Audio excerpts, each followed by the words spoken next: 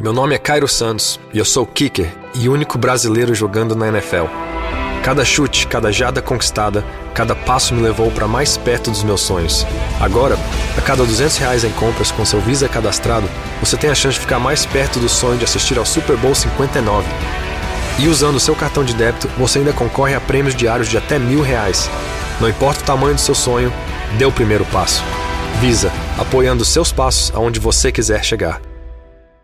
Tá a fim de ver os grandes craques do futebol europeu?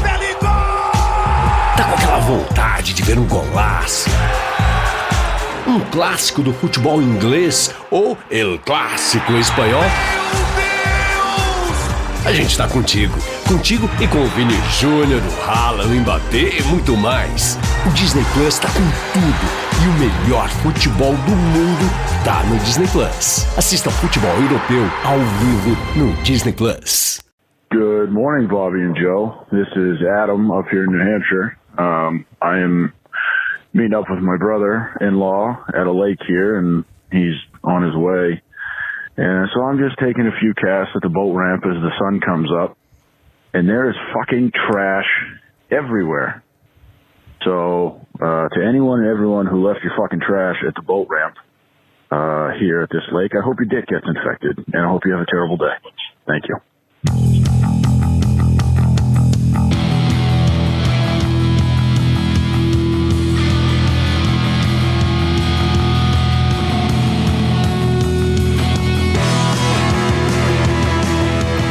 Alrighty, guys. Bobby Roast Beef here. Jigs and Biggs, another brand new episode, another podcast. We have an amazing show lined up for you guys. We got a special guest host this week. We got Josh Cotier here, and this is important. It's important, guys. I wanted to make sure we had somebody with some experience in the tournament world to join up and give some feedback to Joe and myself, you know, as far as what's been going on lately in the tournament world. A lot of headlines going around, a lot of talk, and a lot of content, and now the Jigs and Biggs boys, we're going to do some talking about it as well. We got jig heads in the house. You're not going to want to miss it. We have another FTG coming up for you that you do not want to miss. It's definitely going to get you guys fired up, and a whole bunch of other stuff as well. This is a little bit more of a free-form show tonight, guys. We're just going to roll with it and have some fun, engage with our jig heads a bunch. I hope you guys enjoy it. Go grab yourself something delicious to enjoy while we create this fishing podcast greatness. We'll see you guys in a bit. Don't go too far.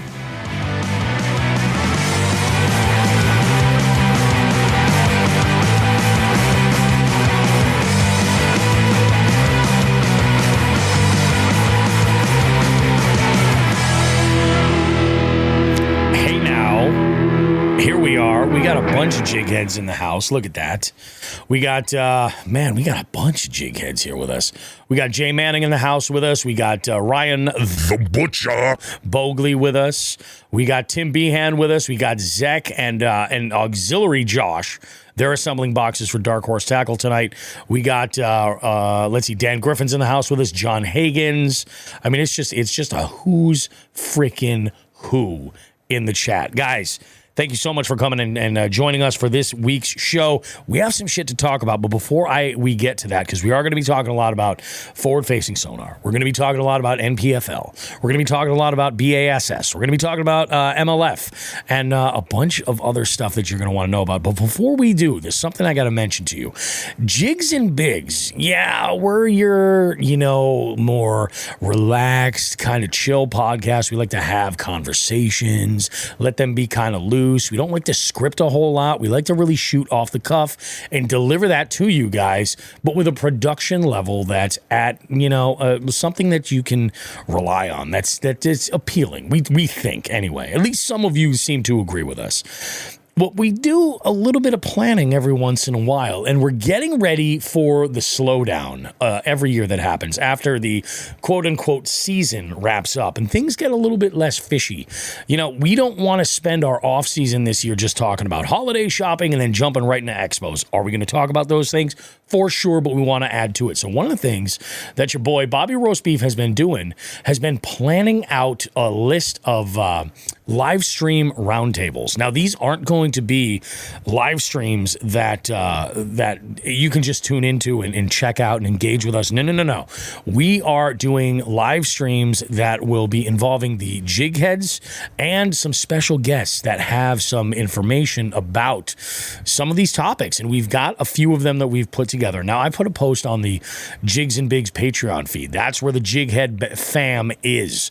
And here's a list of some of the things that we have been sort of talking about that we want to cover this winter. We've actually got a lot. We're probably not going to do these week after week after week. We're going to split them up by a couple of weeks at least, maybe even once a month. Who knows? We'll just see what happens. But we've got, first off, we have this conversation, and this has come up a lot on this show. Weight versus length for measuring your catches and your records. So that's a big one. We think this is going to be a good spirited conversation. We have traveling tips. And also another one, setting up a destination trip. Like, what's the best way to go about it? What are the things you need to consider to, go out and have that trip of a lifetime? We're going to be talking about banning of forward-facing sonar and other restrictions in tournaments. We're kind of touching on that a little bit right now, but we're going to open things up with some other guests later. We're going to get into a conversation about what's better, boat, kayak, or bank. You guys can chime in. Jig heads will definitely have a voice in there, and we're going to get some reps who are sort of who's who in that specific vessel kingdom to sort of talk about it. We're going to do a special about shitting in the woods, folks. It's going to happen. I feel like there have been far too many guests that have had shared stories in the past about it that I feel like it warrants its own show. The technology in fishing, where's it going to go? Has it gone too far? Where do you sit on the fence? We're going to have that conversation discussing all of it. And when I say technology in fishing, we're not just talking about forward-facing sonar. We're talking about like the internet as well. All the apps, all that other stuff. What about buying tackle? Has it gone a little too crazy, being able to just jump on your phone and order an entire terminal tackle box within a few clicks? Maybe, I don't know. And then, of course, one that I am looking forward to, fish whistle stories. I am a staunch believer that the ultimate in post-cannabis enjoyment activity is fishing. 100%. But you got to be safe, and we're gonna share some stories and some tips and all that kind of stuff. So we've got a list of jig heads that are interested in these, and we have some in each of them already. And that list is growing. We're gonna have up to 10 guests on any individual segment, and it's gonna be a blast. We're gonna have a good time with it. So if you want to get in on any of these and be a part of it, all you need to be is a subscribed jig head, a paid subscribed jig head. It's $5 a month. It gets you the full access to everything we put in there, meaning that you get access to the recording element of this show. You get a voice in how we put the show together. And then when we're recording the show, you have the ability to go ahead and get into the chat to engage with us, and we involve you that way. Of course, the entire show will drop on Tuesday, and that's a whole other ball of wax, but everything's all nice and pretty. But if you want to see how the sausage gets made, this is how you do it. Plus, whenever possible, we offer up additional discounts.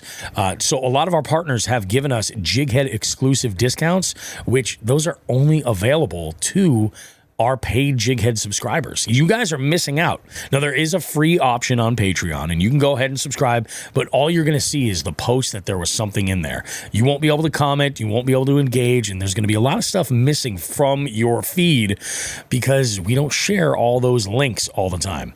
Anyway, guys, I'm going to go ahead and get off of that high horse there, but that's what we have planned for the winter this year. Let's go ahead and welcome the other two amazing individuals in here. We got Josh Cotier with us, joining us from, you're up in New Hampshire, right? Right, Josh? You're chilling in New Hampshire? Your mic is mute. There you go. No, I live in Clinton, Mass, right by the Oh, you're in Mass. All right. Yeah. Nice. We just a few fucking massholes in here. I love that shit. Just a few. And then, of course, we got who the fuck is Joe Brown in the house. Boys, we're going to dive right into it and let the getting get good. Talk about this stuff, and then we'll talk about the fishy shit we've been up to afterwards, because I don't think that we can really hold off a whole lot. So I'm going to go ahead and start out by throwing this out there and saying that some podcasts out there like to say, hey, we're drama free. We want to stay out of it. We don't want to have that conversation. And I can appreciate that. I truly do appreciate that.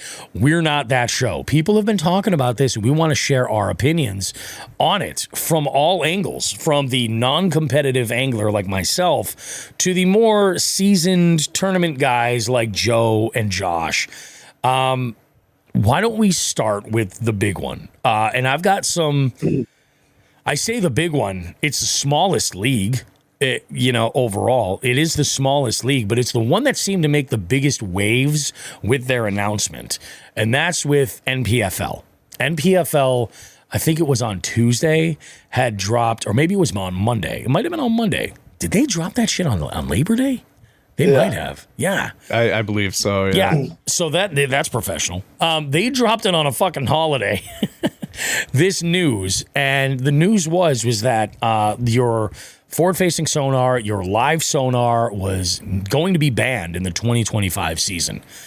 And I like you guys to share your gut reactions, and then I'll go ahead and share mine. So, Josh, what was yours? Let's start with you.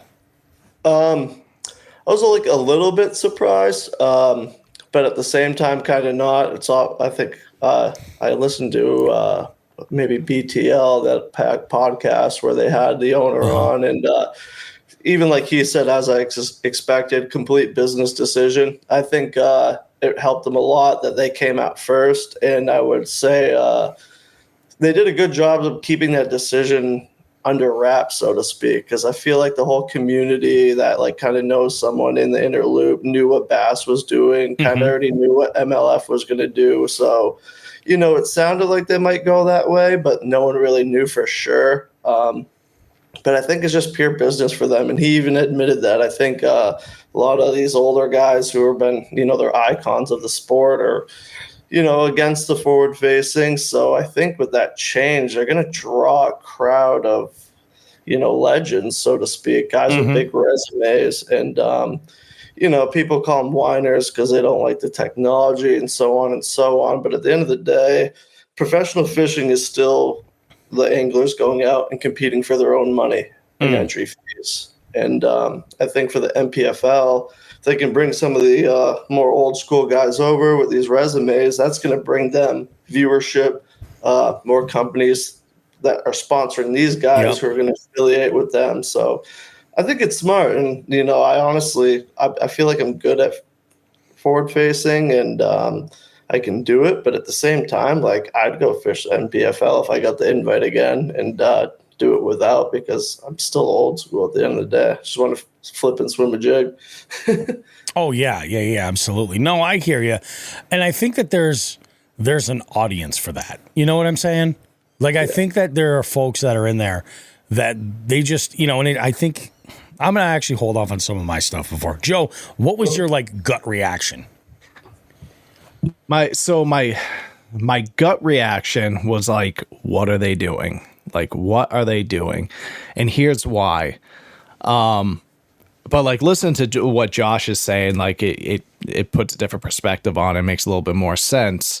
But when I think of this stuff, I think of it as, they have to keep up with the younger generation, and the younger generation likes the electronics. They like, they like the spiffy screens and all that stuff. So the first thing I'm like, it makes I didn't think of what Josh said, it's going to bring these older cats that hate the, forward facing sonar, or just, prefer to not use it into there. And that's, that could be a good business decision. But I guess I'm looking at it more of the long run and the longevity of the league, and being like, okay, so when these older guys that, don't like the forward facing sonar and all that, so they eventually going to go back to it. When that younger generation, when they're having a tough time getting that younger generation to fish their league or come into their league, are they going to have to go back to making that decision? And that's kind of how I looked at it. It's a gamble for sure. It could go either way. And obviously they're out of the three, they're the less popular one. So like Josh said, as a business decision, you know, it might be fruitful for them. I think if it is, I think it's going to be I think it's going to be short term, because, you know, you're going to have the younger guys that prefer to have the electronics and just, you know, grew up in the, you know, in the age of technology, and they just kind of prefer it. But who knows? Who knows? Like my knee-jerk reaction was like, oh boy, here we go. Can I add something on top of that? Yeah. So Skeet Reese recently did like interviews like with all of his stuff, and through all the big companies he works with and everyone he knows, basically on that higher level of tournament fishing, we're down 20% in participation. Yeah. And it's because of forward facing. And they're not just counting co-anglers. They're talking about guys who used to fish literally everything, but now they're getting out of it because of it. So longevity-wise, we're actually losing guys because of it. I'm not saying I'm against it by any means, but it's it's an interesting concept because Facebook looks like it controls everything now, but 90% of those guys don't fish. Yeah. You know, it's funny too. Like you say, like there's less people fishing. It's because of forward facing. I wonder why. You know what I mean? I mean, at that level, like where Skeet Reese is fishing, dude, what's $5,000 in forward facing gear? Which they probably don't pay for it anyway.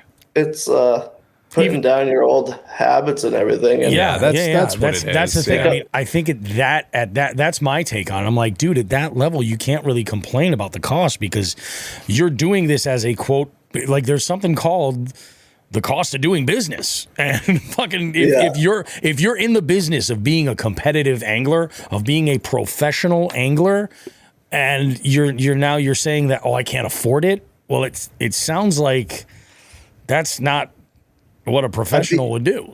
You know what I mean? Like they would make it work. Or, you know what I'm saying? Or walk away because I don't know.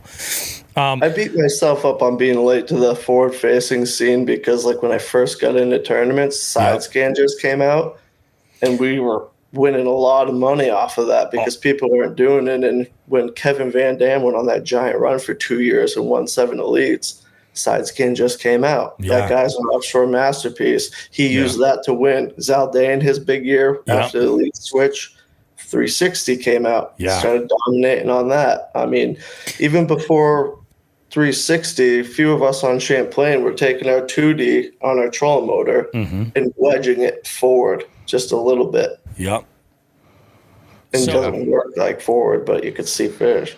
And you could see where that would, like, you can see a little bit of a pattern there where the technology changed. Like, I love especially when you bring up like side scan, and I think it's great that you were getting into this in that sort of world. What's funny for me is my hot take right from the get-go, as soon as I saw this, was totally different than both of yours. Mine was, well, holy fuck if this isn't a goddamn cry for attention. Because at first I was like, okay, so let me look at NPFL and figure out what we're dealing with here. Sure. So I went and I took a look because I'm like, I've heard the acronym before. You know, I've heard of NPFL. Like, I have never seen anything from NPFL. And again, I am very green when it comes to like being a consumer of professional tournament series, content. Like, I'm not really in that space so much. So I was like, so where can I watch their stuff? And you can't. It's not on actual television. Like, they have a deal with, I think it's called Fix TV, which is an app that you can put on your smart TV, I believe. And you can also stream the live events, which I have very strong opinions on. There's not a real audience for that, I don't think. You know, nobody wants to watch 8 hours of fishing. They'd rather fish for 8 hours. And who's your audience? Sure. Anglers. I mean, to me, it just doesn't make sense. To me, it smells like KFL is what it kind of seems like to me. Yeah. You know? So my thought was, I understand why they're doing this. These folks at NPFL are not stupid. They're very, very smart. This is a hot button issue, and they're playing that. It's very polarizing. Let's lean hard. Let's lean in where we can. Yeah. We can control this. We control the rules. So, and I think that they're really smart, like announcing it right away, like as soon as possible, being that first voice out there, because I think they're going to get some feedback and they're going to get some. There's that certain category of people that are like, well, I'd rather watch somebody, flipping a jig into heavy cover than, watching a screen. And, since this news broke, there's been a lot of different shit that's been out there. Milliken put a video out immediately. It was Tuesday. I was going into work and I was just flipping on YouTube and I'm like, oh shit. Okay, we'll listen to this on the ride home. And he made some really, really good points. Like that's some of his better work for sure. That one. NPFL, I didn't realize this, and again, I mean, maybe he made this up. I don't know. But he mentioned, he was like, NPFL couldn't do a championship their first year because they ran out of money. And like it makes sense. Like this could be what saves that league. You know what I mean? Is there an audience for that? Absolutely. But I highly agree with Ben Milliken that watching somebody fish, no matter what the technique, is just as boring as watching them fish forward-facing sonar offshore. I disagree, but all right. I get what you're saying 100%. Like, I would say, because, I say I'm not into the whole tournament fishing content necessarily. Like Joe, remember I when I was down at the Susky event, I had all this time to kill before the award ceremony. Yeah. I was like, oh, we'll flip on USA, and I was watching MLF, and I was like, no shit, and I had no idea what the fuck was going on. I was like, okay, cool. Obviously, this is a clip show, a highlight reel of catch after catch after catch, and that's okay. That's fine to watch for a little bit, but like I watch fishing content. I watch fishing content, people that create content and of fishing, and it's far more engaging than somebody who's like, I'm doing this to win money. You know what I mean? Yeah. Again, if there's a perspective there, because like you guys do this shit. So for you, that is going to be, because you've been in those moments where you're like, fuck, I have 90 minutes left and I haven't even hit a limit yet, let alone started calling anything, like so. It's tough. Yeah. And you can relate, whereas we're like, I definitely can't. But if you're looking at like growing the sport or bringing interest to it, like, I don't know that just showing it is there. I think there are things that could be done to make it way more entertaining. And I think that's a different kind of conversation. But that was my first gut reaction. I was like, wow. I'm like, these guys are going hard to get some attention. And like NPFL isn't some like bullshit organization. They have Ken Duke involved, dude. Yeah. You know what I mean? The amount like of money it takes to run anything like that. Yeah, dude.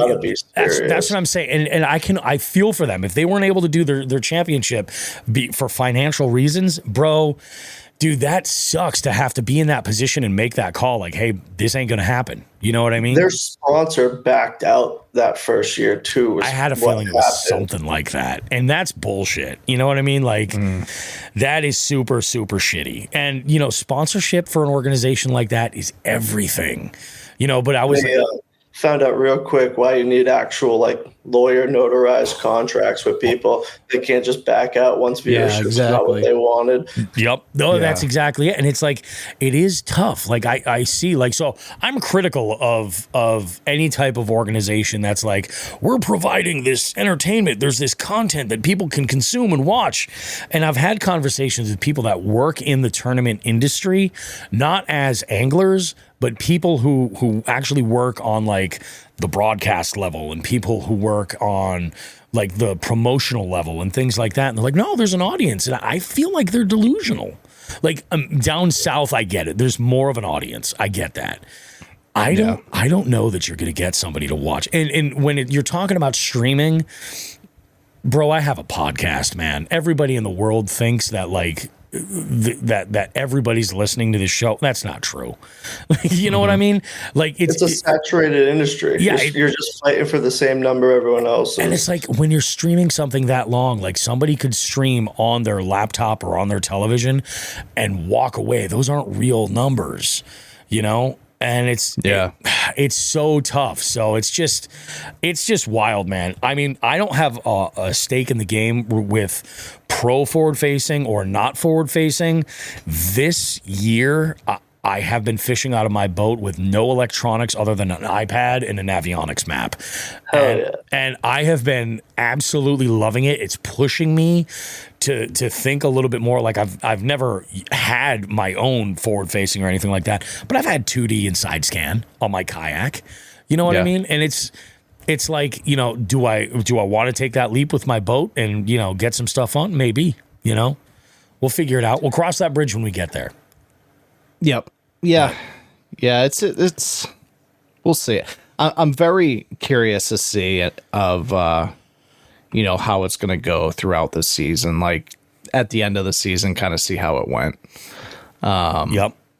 BPT cut their field down too going into next year. Yeah. Field size. So like you got some old timers leaving that, and then all the disgruntled guys at the elite. So MPFL is just like, well, let's give these guys a home, because at the end of the day, what their entry fee is to what their payouts are, they're the best, you know, return on that. Yeah, the best ROI that there is. So I mean, if you're fishing those events, no matter where you go, and now with sponsorship, it's not like before where you had to be in the elites or the opens to get the following. Yeah. A lot of these guys don't care. Yeah, it's friggin' nuts. I have a couple of sound bites too. If I'd like to get you guys to weigh in on, there's a couple of videos that I had watched that I thought were pretty interesting. This first one, there's two of them back to back. And I watched this one video. I watched the Milliken one, and then I watched another one with Kyle Welcher. And there was a lot of, I found like in his video, well, let me play the first one. This one, he's talking about specific brands and how in his opinion, like how this fits in with the NPFL's decision. So let's take a listen to this. The point I'm getting at is these companies sell, I'm sponsored by Rapala. They sell hard baits. You know, they sell the DT6, one of the best selling crankbaits of all time. They make the OG series, came on super strong, OG Tiny, OG Slim, you know, the new Maverick jerk bait, the Jowler topwater bait, like all that type of stuff they're phenomenal baits. They're second to none, but people don't use them as much as they used to because of forward facing sonar. And it's not that they're not phenomenal baits and they can't compete. They've just became extremely situational. So whenever you look at a company's value to the sponsors, a company could be me and my company, my business, or it could be the MPFL or the elites and their value to sponsors. It comes from their ability to sell product.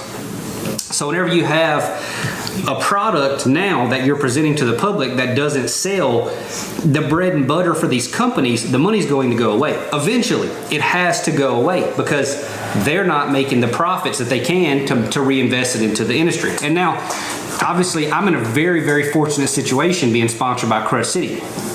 The best forward-facing sonar bait of all time is a Crush City freeloader. And then the second best is probably a Crush City mooch minnow. And then obviously they have the Maverick jerkbait. That pretty much will cover you all over the country. But that doesn't mean that it's good for the overall outlook of the sport just because Crush City is thriving.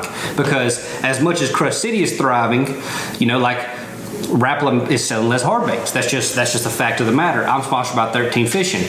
People aren't buying near as many bait casters. They're buying a lot of spinning rods. So the business aspect of it is something that you have to also think about. What? He is right. I mean, except that Crush City and Rapala are the same company.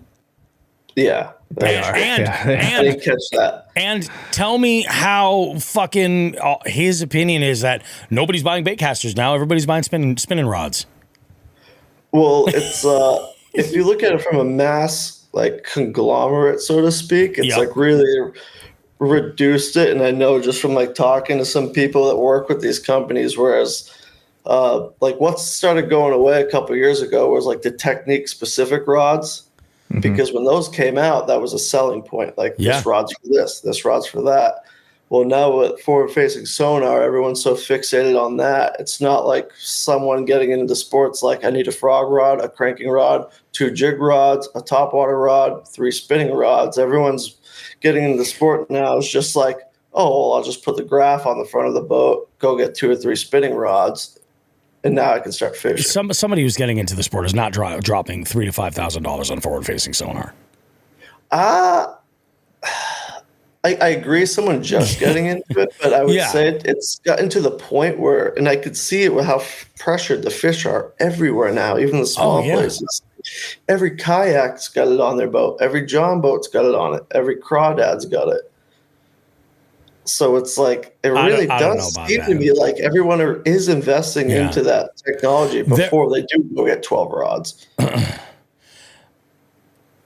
I don't know. That's the thing. It's like a lot of this is, we could talk about this back and forth, but that's just 2 guys saying this is what I saw on my lake and this is what I see here or whatever.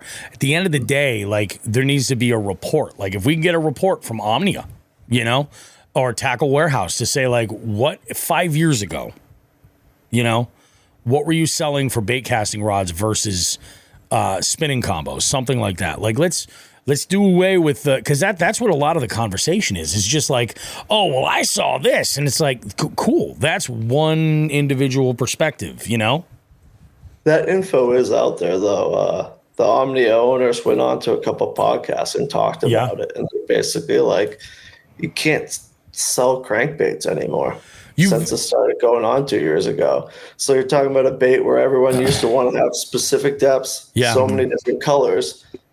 Now they're just not selling them. I will say this, like and with Kyle's soundbite later in that video, he goes on to say that the Rapala Maverick is one of the best baits you can use for forward-facing sonar. It's a jerk bait. Yeah, it's a fucking hard bait. And in my opinion, Rapala is like the jerk bait company.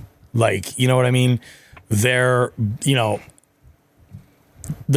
shit has been on the tip of so many anglers' tongues for generations. And worldwide at that, So like a company like, and I think Rapala, do you guys prefer Rapala or Rapala? I say Rapala. I say Rapala too, but I know the old school is like Rapala. Yeah, I hear it all back and forth. But like a lot of these companies, like they're much bigger than their bass fishing. I guess, department or niche. Like a lot of these companies focus on global, fishing products. Like I know, like specifically Rapala does a lot in the European market, and you don't have the bass anglers that you do in that. I mean, in that market. And then like you take a look at a company like Shimano. Like Shimano has their game in the saltwater game significantly. Like, so there's a lot more going on. It's like, this is a niche with it and it's a large niche in America. And in other pockets of the world too, it's fairly large.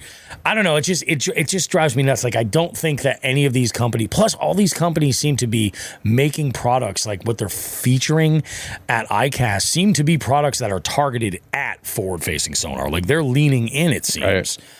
So yeah, maybe they're not selling the DT6s and the DT10s that they were previously, but I feel like and if you zoom out a little bit, you'll see those ebbs and flows happen over time. You're going to see a crankbait renaissance, You're just going to see it. You're going to see a lipless crank renaissance where you're not going to be able to keep them in stock. Yeah, because just like anything, fish get conditioned to techniques, presentations, specific lures. And the spinnerbaits came back huge in the last few years. I don't know why. All this week, spinnerbaits have been money. When the chatterbait got popular. Yeah. And then I went through it for 5 years, and even I've got back onto it. Yeah, it's freaking crazy. So let's go. I'm going to play, I'm just going to skip ahead to the next Kyle Welcher this ought to be actually pretty good. This is a little bit longer one. It's about 3 minutes long, but he gets into some shit here, and I'm really curious to see what you guys have to say. And I would say across the board, electronic sponsorships are some of the worst sponsorships that professional anglers have. And I might get in trouble for that, but I don't really have an electronic sponsor, so whatever. But, it's bad whenever something is the focal point of the industry, which is what electronics are. They're the focal point of the industry right now, and they don't give back to the industry as much as hardbait companies, rod companies, stuff like that, because I know what these deals look like, and I know that electronic companies are not the ones that need to make all the profit, because they do not give it back. They don't sponsor people to the level that they should. That's just my opinion. So I don't see how the business model works going forward if we allow it to run rampant and everybody's buying, like mooch minnows, huge selling bait, but it's a phenomenal bait and it lasts forever. A pack of mooch minnows will last you a week. That's not really good for business, Yamakatsu's got the hybrid head. They're phenomenal, but I'm not throwing them in brush, That's the issue. We're not losing them. They're not selling as many baits as they were before, and this may sound bad to say that that's what you need, but that's what you need to drive a business. It's just like light bulb companies. They can easily make a light bulb that will last forever. But they don't, because then you'll never buy another one. So they make the filament small enough to where it can burn out eventually. So, the technology's there. They just don't to have repeat customers. So anyways, the MPFL made the ban. I think it's a good move on their part. I really do. My recommendation to them was, why not? There's no reason not to. From a business side, you could get some of these companies that, kind of open their eyes that somebody's willing to do this and potentially gain sponsorship. That there's some guys that'll say, I'll never fish the MPFL now because they banned it. And that's fine, but that's self-serving, and right now, I don't know if the correct move is to ban it. I don't know if the correct move is to keep it. I have no idea. But my speculation is that it's bad for the business model that we have currently to allow it to run rampant. And I know a lot of bait manufacturers share that opinion that I have. And like I said, this is not a fact. This is just my speculation and how I feel. So I think the MPFL made a good move. I don't think it's a mandatory move by any means by the organizations, but I think they made a good move, and I second it. And I think it'll be really, really fun next year to have a more diverse array of techniques that we can use. So I got a couple things. Yep. So I like Kyle Welcher. I'm a fan. And I do agree. The only thing is, obviously he's a professional angler with sponsors, and I sit there and listen to it, and I still hear him do the fucking plugs for his sponsors. It's why don't you just be transparent and just don't try to do a fucking plug every 2 words about, let's just talk about it real quick. But are you talking about how he mentioned the mooch minnow? Yeah, I like how he just keeps mention his spot, which is fine, but let's talk about it. It should be talked about on a different level. Let's not do that. But one thing Josh I agreed with, I haven't thought about that Josh said, was the obvious pressure that forward facing. So, and what we need to talk, what's not talked about is the actual resource, the fish. Mm-hmm. It's just about what people want to see. And I think Josh is right in the aspect of, with forward facing sonar, the fish are much more pressured than they were prior. In my opinion. Yeah. I mean, it just makes more sense. It just makes complete sense. 100%. The place I was on this weekend, it's not big. It's not a big tournament place. But literally, you put the freaking scope on them. Yeah. And they start running. It's who's out here in the middle of nowhere in New Hampshire? Yeah. Laser beaming these fish where they're literally conditioned to it to the point where right when they hear it, they're like, yep. Oh, no. Gotta go. Yeah. So, I mean, he's wrong about the, the electronics companies not doing anything. More so the last couple of years, he is right. But, when when I first started doing this and made a bunch of state teams, Lowrance, if you made the state team, you get half off X amount of product if you made the team. Right. And then Bird and Coda did the same thing when the Ultrex first came out. Yep. So, I mean, like, that's a big hit, 50% in a retail market where that's basically what your profit margin is, if not less. But now it's so competitive. And when Garmin came out later than Humminbird and Lowrance, but if you look at the way they're doing it now, they're not doing that. They're not doing these incentives, and they're also not doing deals through retailers. They partnered with like a firm in the Afterpay earlier this year, and they started running this whole thing that was zero interest on like X amount of money up to X amount of purchase. If you bought through them directly. And even when you look at their pro staff, Garmin doesn't have these pro guys out there plugging them. I think they're not throwing money around in the industry, yet now they're leading it. I think that they have to look at it from the perspective of their own return on investment. Because like you said, if they give half off of whatever product to an angler, is that angler reaching enough people to actually promote their product? Or does it make more sense to just have, somebody, with a large presence on social media to do that instead? Like maybe that's been more of a factor in why they're not giving back. Like their push for it really was to like, they would sponsor like Bass. So then the state team guys would get that. So that was like their incentive as part of their sponsorship of the organization. But then when they killed it because guys were buying it half off and then just reselling it. Yeah. So, now you're taking catastrophic losses on helping people out. Yeah, exactly. They sell it at, instead of the 50% off the retail value, they sell it at 40% off and they've made money now. Yeah. Yeah. You know who else used to do that? The mafia. That's who used to do that. Yeah. Now the government. Yeah. Now it's the government. Yeah.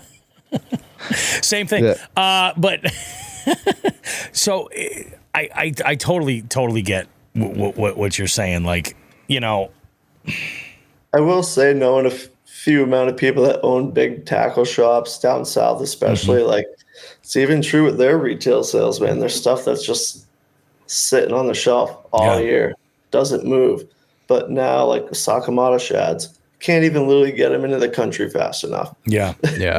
And now the Japanese market realize that we're so greedy, we will pay an extravagant amount of money just to get it directly from them and pay $80 in shipping. Right. Yep. Yeah. Dude, I've done it this year, and I'm probably going to do it again.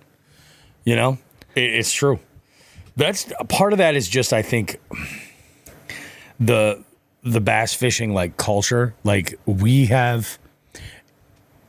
might not agree on like even the main principles of why we fish.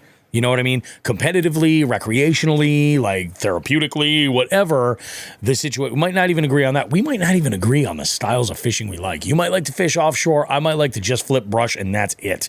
I might throw a Senko full time. But all of us are fucking junkies for tackle. Yeah. We all are. And there's something about that. Like, I guess this is like also a support group in a way.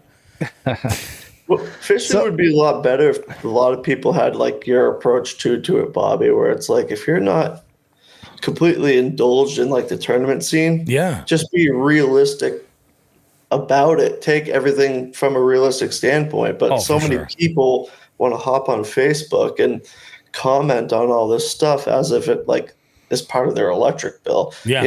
It's like what does this have to do with you? Like it actually, that's exactly it. Well, and part of that is just you give somebody a platform, somebody's going to step on it. You know what I mean? Somebody's going to say, I have an opinion and it's valid. Or like, I love, like, you can see this when somebody will ask a question on social media and like 100 people will answer it. And it's like, so you didn't even open any of the other comments before you put exactly what 99 other people wrote down. Sure. Like, oh my God.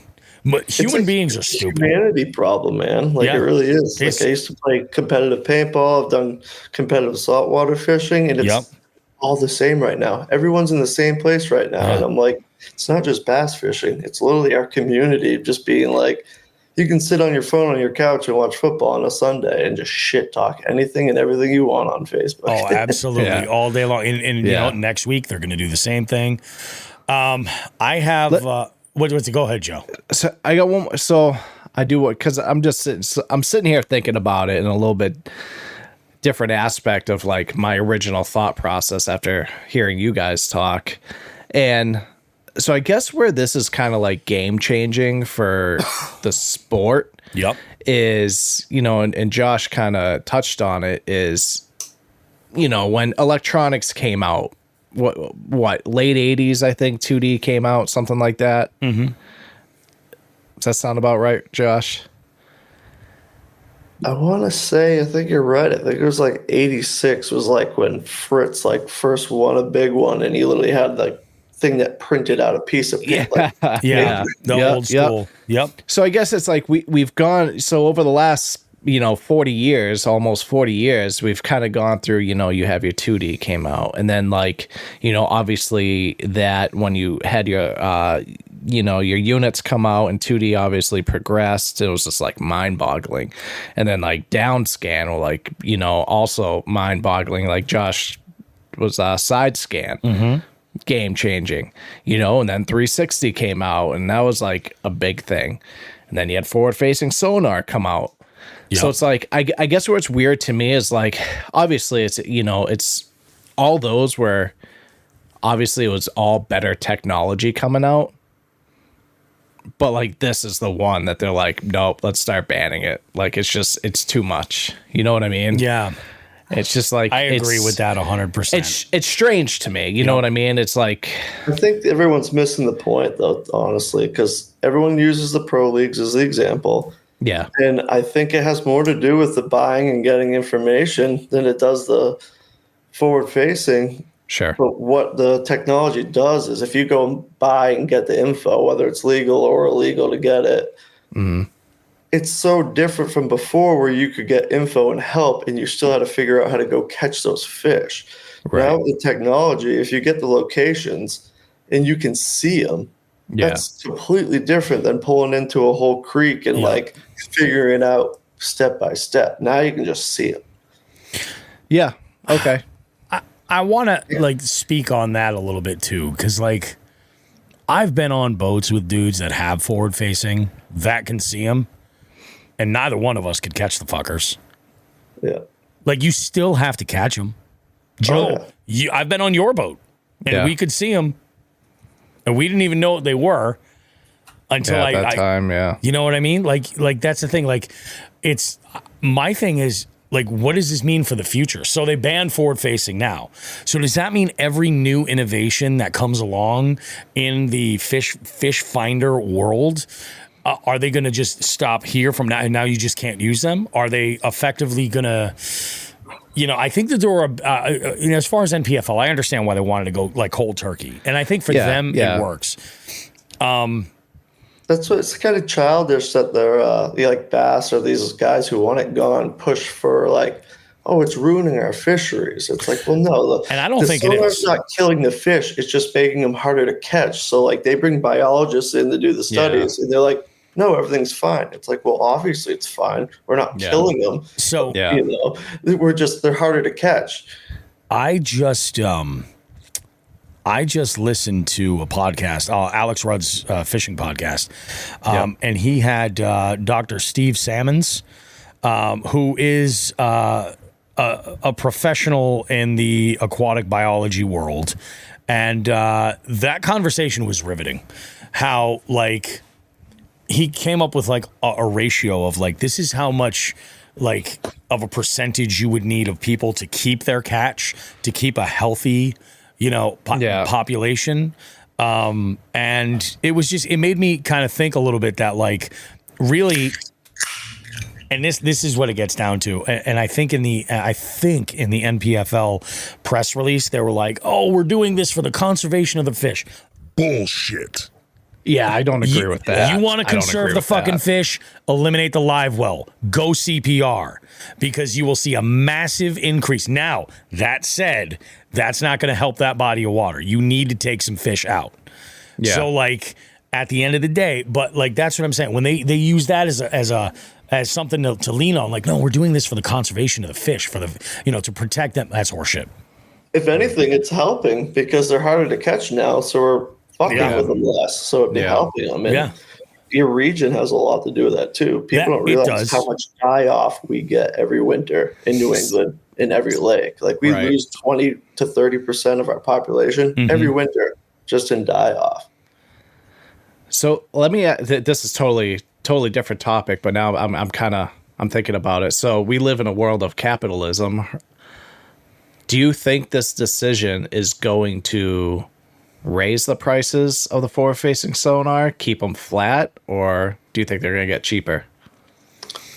I think it's just going to stay pretty down flat the road because I think when it comes to fishing, what the price drive is you're beating out a predecessor. Another company. So when the Rants came out with their trolling motor, at the time the Ultrex was the lead. They were charging the next price. So then Ghost comes out from the Rants, and it's better on paper. Whether I'm not saying it is personally. I'm just saying hypothetically.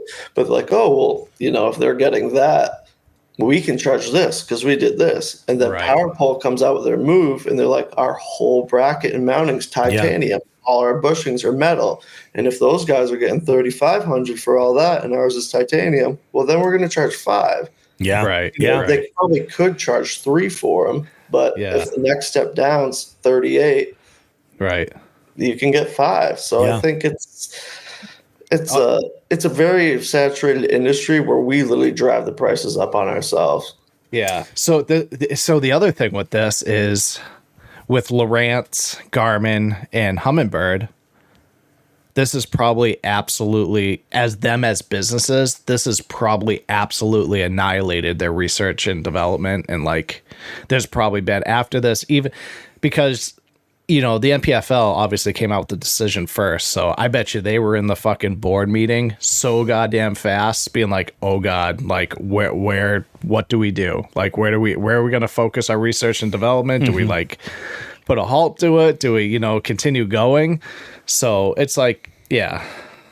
So the forward facing's been in saltwater for so long, and there's so much more money in that. Like that, you got the 34 from Garmin, and then the bigger, the 62. That was designed for saltwater fishing. So like I kind of put in the comments, like 5-7 years ago, they already had 2 different divisions in saltwater events for forward facing and non-forward facing. Yeah. So I mean, it's been there forever. When I first got my captain's license and stuff 20 years ago, all the big shipping ships had forward facing. It was designed for them to see stuff so they wouldn't run aground. It's been there forever. Oh yeah. I mean, unfortunately, I don't think the sport quite has the popularity right now that it needs to. But fishing, that's what's that? Like bass fishing, you're saying? Not that like I'm talking about the like viewership wise. Yeah, like, that's the word I was looking for.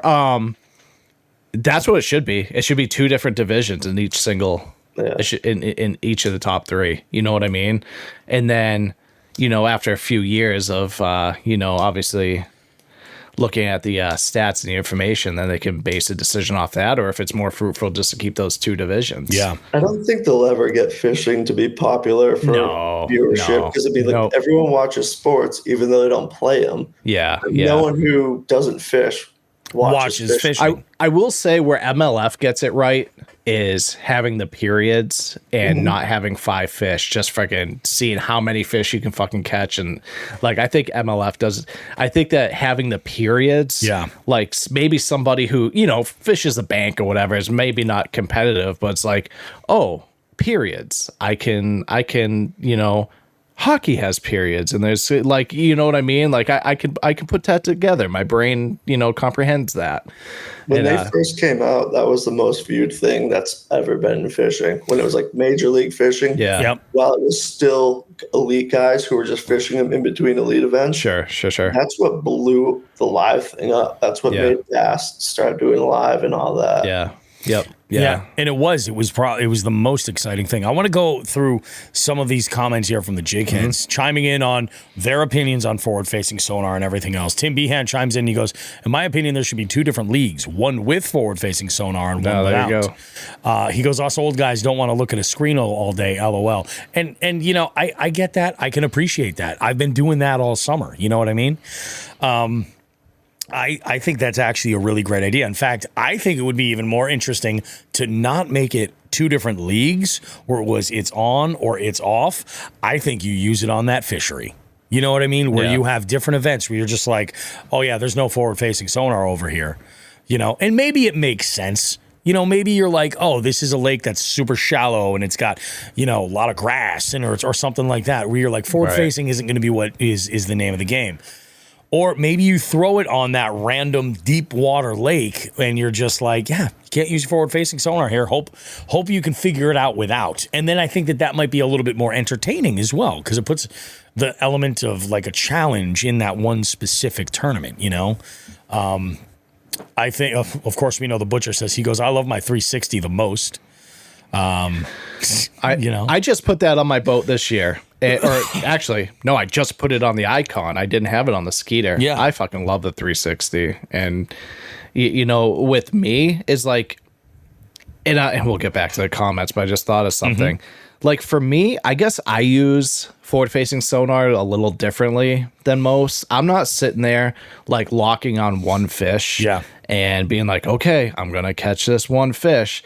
I honestly look at it more of like what I've been doing is like I've been catching the structure on my 360. Then I'm like, okay, cool. So let's put the live over to that structure right there and let's see if I see any type of movement, or you know what I mean. See if there might be anything in there. But I'm not like, oh, there's two fish in there. I'm going to catch those two, because I mean, in all honesty, like and Josh can attest to this. It's not like there's this crazy clear picture, especially with structure, that like there's a fish right there. Like that is an absolute fish. It's like, is that a fish? That might be a fish. Let me throw in there. It's movement that's going to give it away. You're going to get in my boat, Joe, because look with the 34, it's like...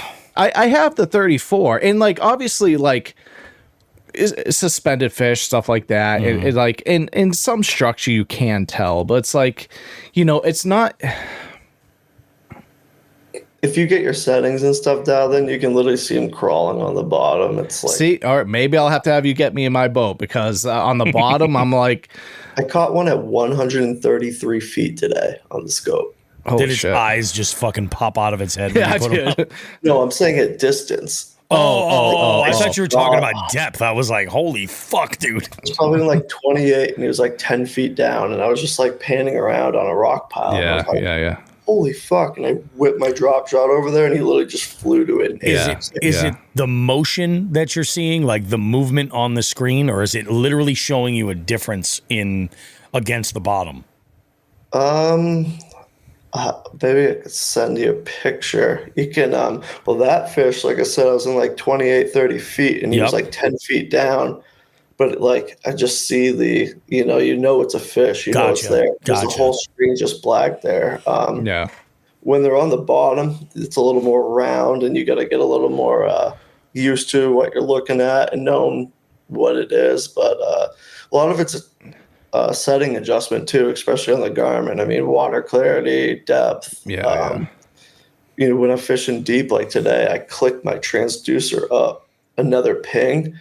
And like when I'm fishing a walking bait like I was this morning, I can literally see that on the surface. Yeah. On my scope. Yeah. Well, looks like I get you on the front of the Icon and see where my settings are at compared to yours. You sure you want me in that thing? I might scratch it. Oh, dude, it's already got a couple small scratches. You got a couple of dings. I'm not easy on her. We got a good comment in here, and I find this to be really interesting. The Butcher says, my buddy just got his first boat and wouldn't buy it without forward-facing sonar. Never owned a boat before and said it was a need. I'm curious, Ryan, if you could, has he fished on a boat that has forward-facing sonar on it, like where he knew what he was getting into? Because I think that if you're coming into it green, you don't know. You don't know shit. Depends how you're coming in, though, because if you're looking at it on TV and talking to people and you're coming into the scene of it, then you know about it. Like, it's also a lot. It's also... Go ahead, Bobby. I was going to say, I think it depends if you're drinking the Kool-Aid, because you can see it, you know what I mean? But there's plenty of people out there that are like, you can have it, but it's not like it's catching you fish. You know why first time boat owners or buyers or purchasers think it's a need? Because they're not dishing it out of their fucking pocket. They can just put it into the loan. Yeah. So it's much. Oh, so it looks. Yeah, you're right. I considered that, dude. I did. Yeah. I considered. I was like, it's a lot easier to do that right now. Yeah. Than 2 months down the road paying for it, $5,000 out of your pocket. That's a good point. Financially too, like I think when I got into it, like I was in a race to get as many rods as I needed to compete at the time. Yeah. Yeah. But now it's not like that. So it's like, well, shit, if I spent $3,000 in Shimano and Loomis rods and all these different baits, but now I could just go get 3 or 4 rods and a scope. It's the same price. It's true. But then you gotta, at that point, you've painted yourself into a corner, and you have to learn that. You have to, you know what I mean?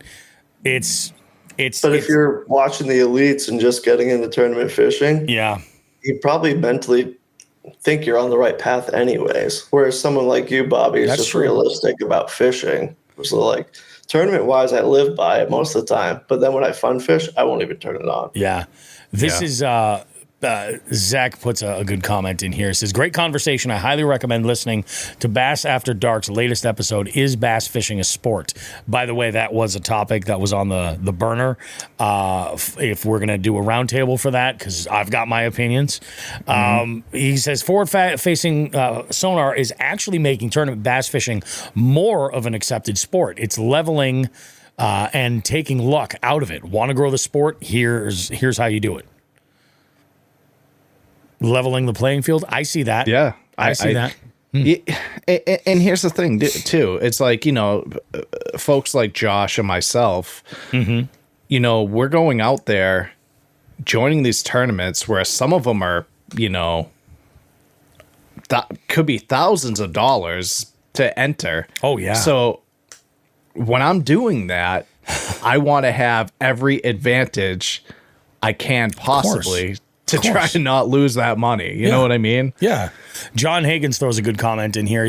He goes, it might be a carp under that structure. Does forward-facing sonar ID fish too? Now, I've asked people this question myself, and I've gotten different answers. I've had folks just say, like, no, it doesn't. You're gambling on, is that fish the species for your targeting, or what is it? Then I've had other people, and actually I think Josh was one of these, that was like, if you know your electronics enough and you've got the experience to have an idea of what it is that you're throwing at based on what the structure is, what the pattern is, the time of year, where the fish would be setting up that time, you could make a pretty educated guess on if that mark is a large bass or a carp.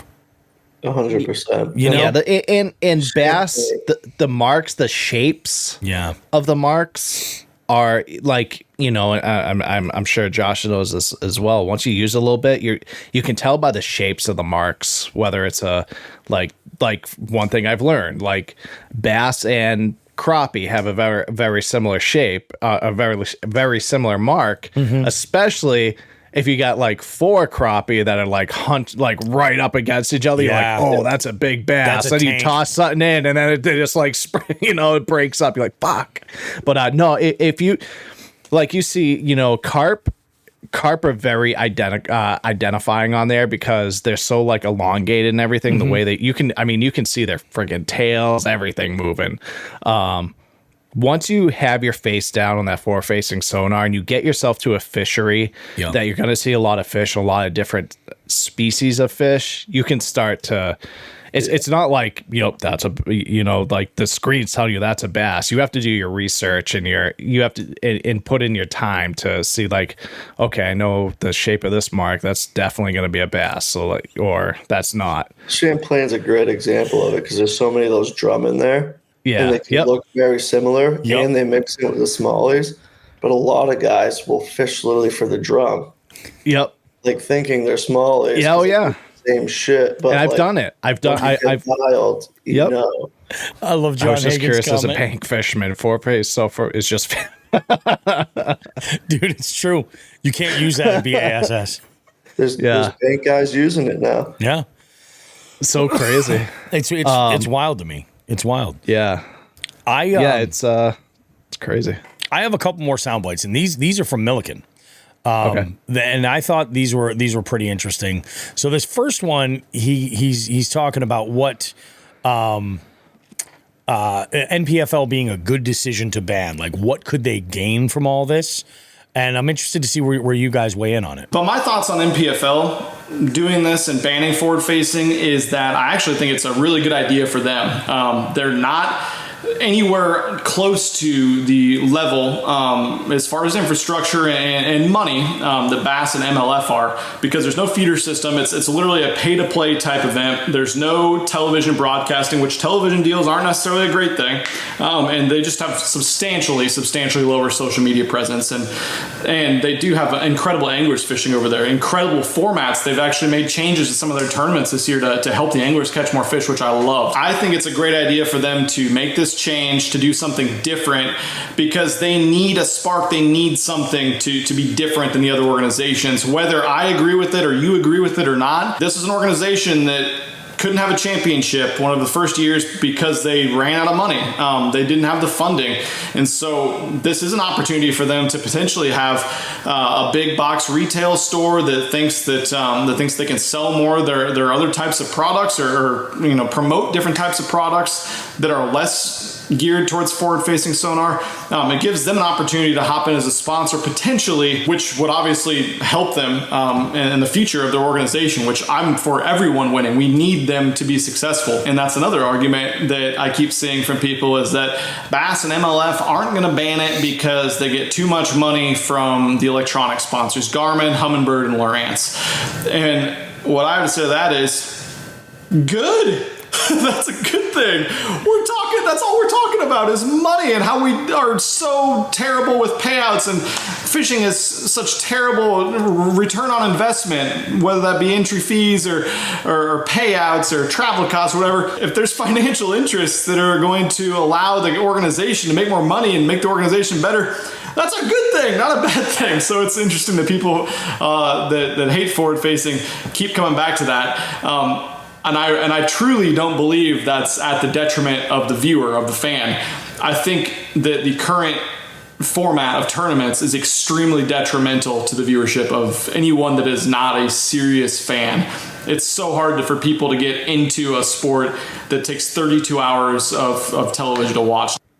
That right there.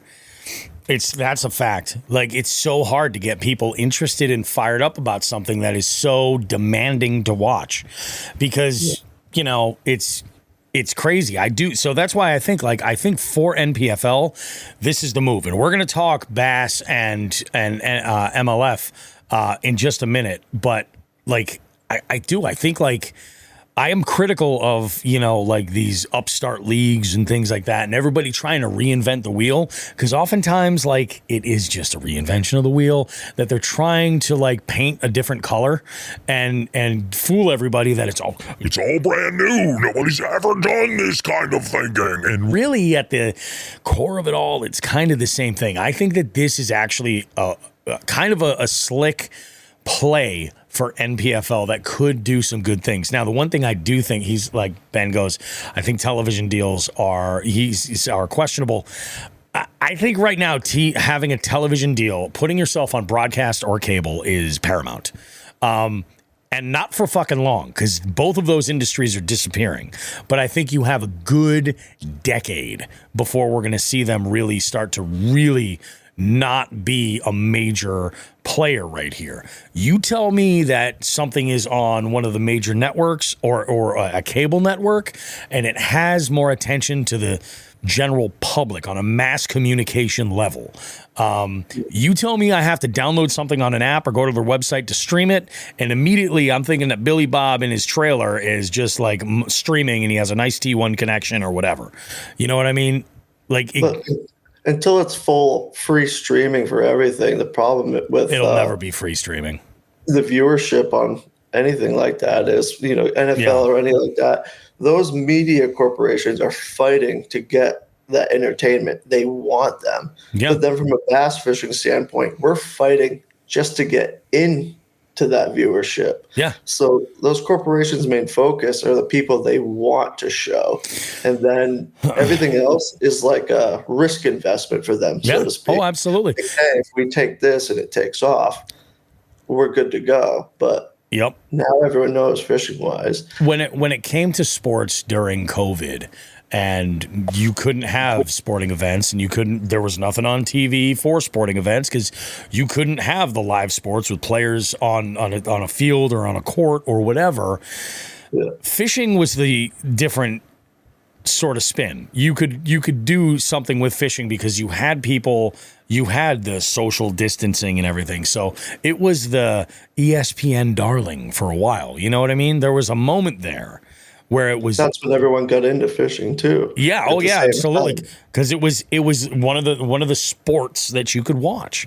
And the thing is like, really, I mean, at the end of the day, all you need to do is create a clip show of the catches and those moments and engage the viewer. Nobody needs to watch you fish for 8 hours. That's crazy.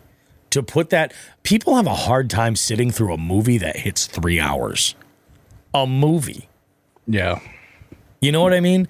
To think that somebody in their own home is going to watch a stream on their smart TV of, whatever, app they downloaded for to watch somebody fish for 8 straight hours. There is a YouTube content creator, John Hagens. If you're in here, you might know. He's the kayak cat fisherman. He does these 3-hour-long, like, non-edited outings where he's in a kayak just talking and catfishing, like throwing out baits, putting them in rod holders, and talking to you. You got me for 20 minutes, and then I'm passing out. Yeah. You know what I mean? It's like the UFC. They got the Fight Island with COVID and everything. And the viewership wasn't that great. There's no crowd noise. And it was just weird. Yeah. Like, I loved watching it. But even then, I couldn't. It's like, you got to be kidding me. Yeah. Well, so the football and hockey and everything, they were putting in fake crowd noise. Yeah. Oh, that was the worst. Yeah. Yep. That was the worst. Yeah. And on that point, this is kind of funny, but NPFL, they actually someone came after them for like the naming rights online and everything for their like NPFL. It's really Nigerian Professional Football League. Oh, really? Oh my God. I didn't know that. Same website name and everything. That first year they came out. That's tough, man. That's brutal. I got one more clip here from Milliken, and then we'll stop with the clips here. This one is more geared to bass and MLF, and I think this is going to be a good transition point to talk about the other news that came out this week coming from both of those camps. So in the next couple of weeks, we're going to hear Bass and MLF's decision on this. And, well, again, you guys know my stance. I think it's a slippery slope. I think that it's really hard to say that you're going to ban forward-facing sonar, live sonar, when flashers are live technology. Side imaging, it gives you a huge advantage. Mapping, getting better and better all the time, gives you a massive advantage. We drive boats 75, 80 miles an hour now. You can take a giant fiberglass boat that costs $100,000 and some to give you an advantage to go catch these fish. But we've decided that if you can see how a fish reacts to a bait, then that's too much. We were so worried about growing the sport. We were so worried about getting young anglers involved evolved in the sport, and we were so set on making better rods, better line, better baits, better tackle, better everything, including better electronics, and now we got them, and we want to turn time back again. There's definitely some serious issues with the sport, and I think way down on the list would be the type of technology we're using to catch the fish. That's my opinion, but it's just my opinion. That's now obviously he said this before Bass and MLF did come out and put out their rules for 2025, which is interesting. Let's talk a little bit about those. You know, BASS coming out. I think the biggest thing is the single transducer rule, and the screens it's a total screen size of less than 55 inches, right? Yeah. Which, I mean, you're talking a guy whose most technology he's used is a 7-inch Lowrance hook unit, and the number is specific too, because now that third-party company with those 20-inch graphs, they did it on purpose, because if you have a 20 and then with the other 12s, it literally puts you 1 inch under. over. Yeah. So, you know, you could have 3 12s and a 20, but then you're at, 56. So that's why they did that. Yeah. And I think they're actually eating more insurance money out of their pocket as well. I was curious about that, like how that goes, because they did cite that it was a safety issue, and I have to wonder if there's insurance coverage over the anglers at that point, and if this is something that came up where they're like, because I mean, that's why MLF is doing the height off the deck now and over your manufactured console height. It came up towards the end of last year. People were talking about it. Like, these guys can't even see over their boats. Well, some of them, yeah, for sure. Like, yeah, they're not even looking at what's in front of their boat. They've got screens right up in front of their face. Oh, yeah. I mean, Drew Gills is right literally at his, like, chest level almost, waist to chest level. It started, part of it, too, is like with Taku when he won, I forget, was it last? Maybe he didn't win it last year, but he said something like on live that he's like, oh, when I'm driving, he's like, I'm actually looking under my graphs on my bow. Oh, and that little bit of space that's going across. He's wow. He fucked everybody. So, like, as a boat manufacturer, you can only do so much for safety. Yeah. But then if you go put 20 inches on it, you can't see shit. I mean, what I'll say is, go on. I was thinking about putting a third graph up on my bow in the off season, and I now will not be doing that, because who knows? Like, I mean, not saying I'm going to fish Bassmasters, but if I do some kind of BASS event, you know what I mean? And that shit's not allowed. So see, and I don't know that it's so weird, because what I initially thought of was like, I get it. Like you said, Josh, like at the console blocking their view, like I totally get that being a safety issue, but like, do you really need more than like a 12 for, like, even when you're, like, and are you using the live at the console at all? Like, how does that fit in? A lot of those guys do, they use the live at the console. They were. For how much electronic fishing I do, I'm pretty simplified. I got a 12 and a 9 at the bow and 112 at the console. But I will say, I'll have to make like 2 passes on stuff scanning in practice to get the information I want. Yeah. Whereas even if I just had a second 9 at my console, I could do it in 1 pass. Yeah. Your other problem too is what each manufacturer provides. Like Hummingbird's got Lake Master, the best mapping there is. Yeah. Their waypointing, I don't love it, and most people don't. So it's like, that's why guys literally have one of each on bow and console. So that way they can use the best features of that specific unit. Yeah. Mm-hmm. But how does that work with transducers? Well, then that's when you get into the live scope. Because then they want Garmin just for their scope picture. Damn. Yeah. I think I'm trying to read it. I think for the transducer, I think it's just one live scope like forward-facing sonar transducer. Yeah, you could still have the live like 360. Yeah, and then you can have like the 360 and You know, Whereas, obviously your like, side scans in the back. MLF is counting the 360 as that. Oh, okay.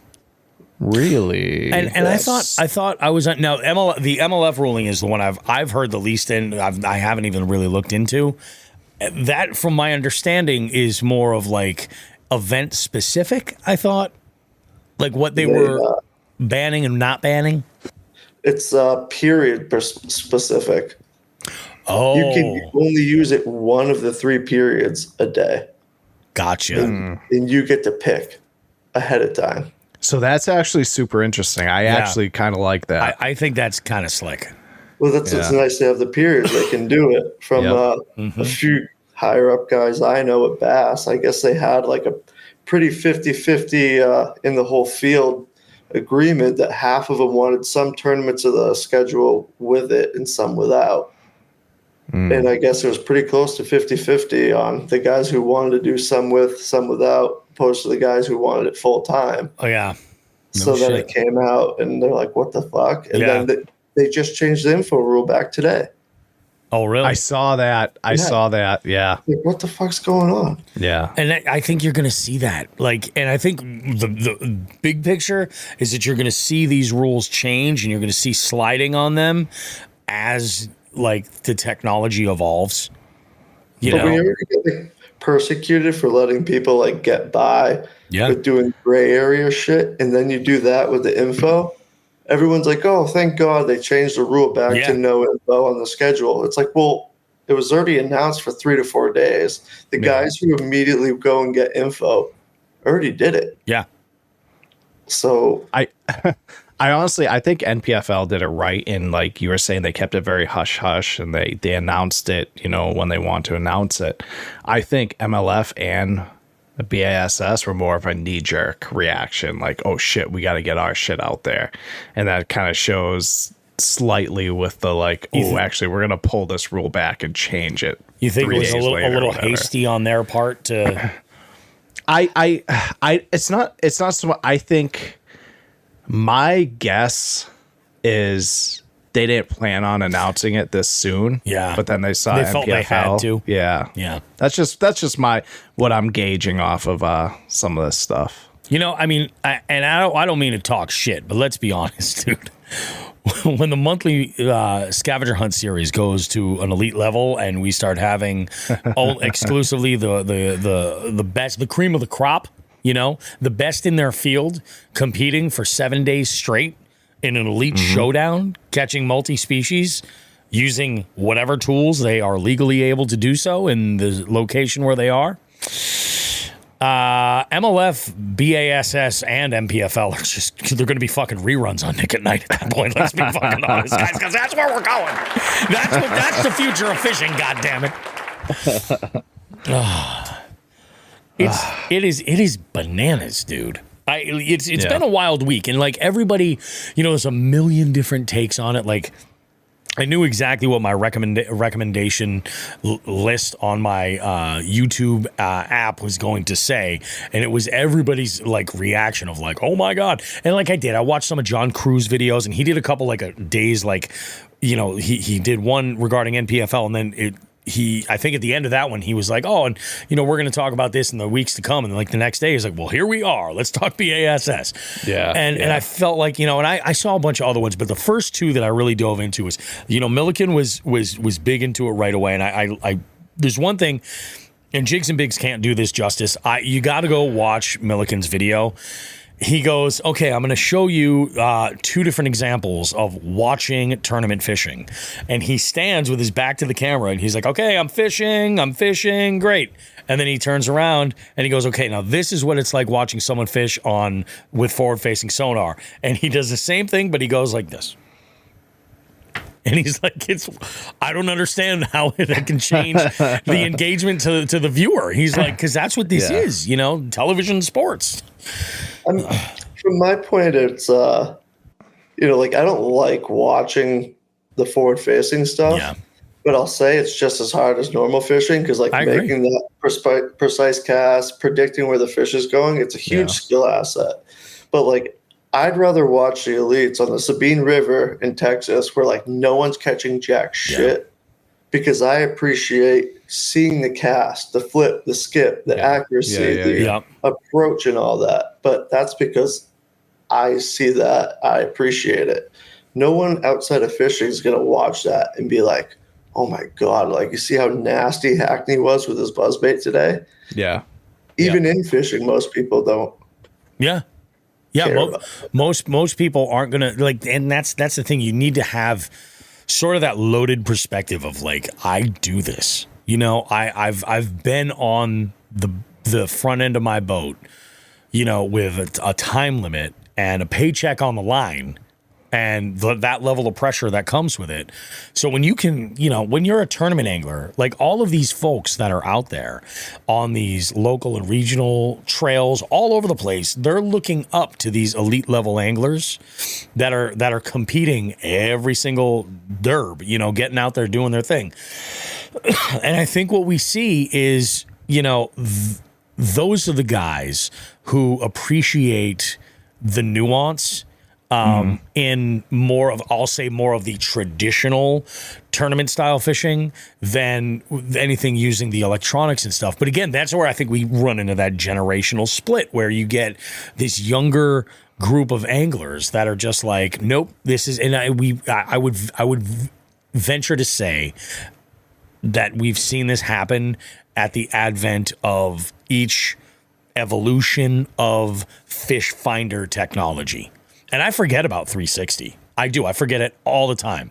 It's something that, like, nobody really in my circle really talks about much. The big one that folks talk about is side scan. You know, that's the big one that I, you know, and I think as a new boat owner, I think that's one of the things that I'm most interested in. We are, dude, Josh, I am so sorry. I did not even realize it was fucking after 9 o'clock. Oh, I realized I got some shit here to eat. It's fine, bro. Oh, okay. Good, man. Holy shit. I felt terrible. I'm like, this motherfucker's going to have to go to McDonald's. This is not going to be good. No, I would have said so. Good Lord. So, I mean, do you guys have anything else you want to add in there? I mean, I've got, that pretty much is sort of my reaction, my feedback about it. I know it was a little scatterbrained and all over the place, but that's how I am. Nothing major. I think Milliken's a big advocate for it, obviously. Yeah.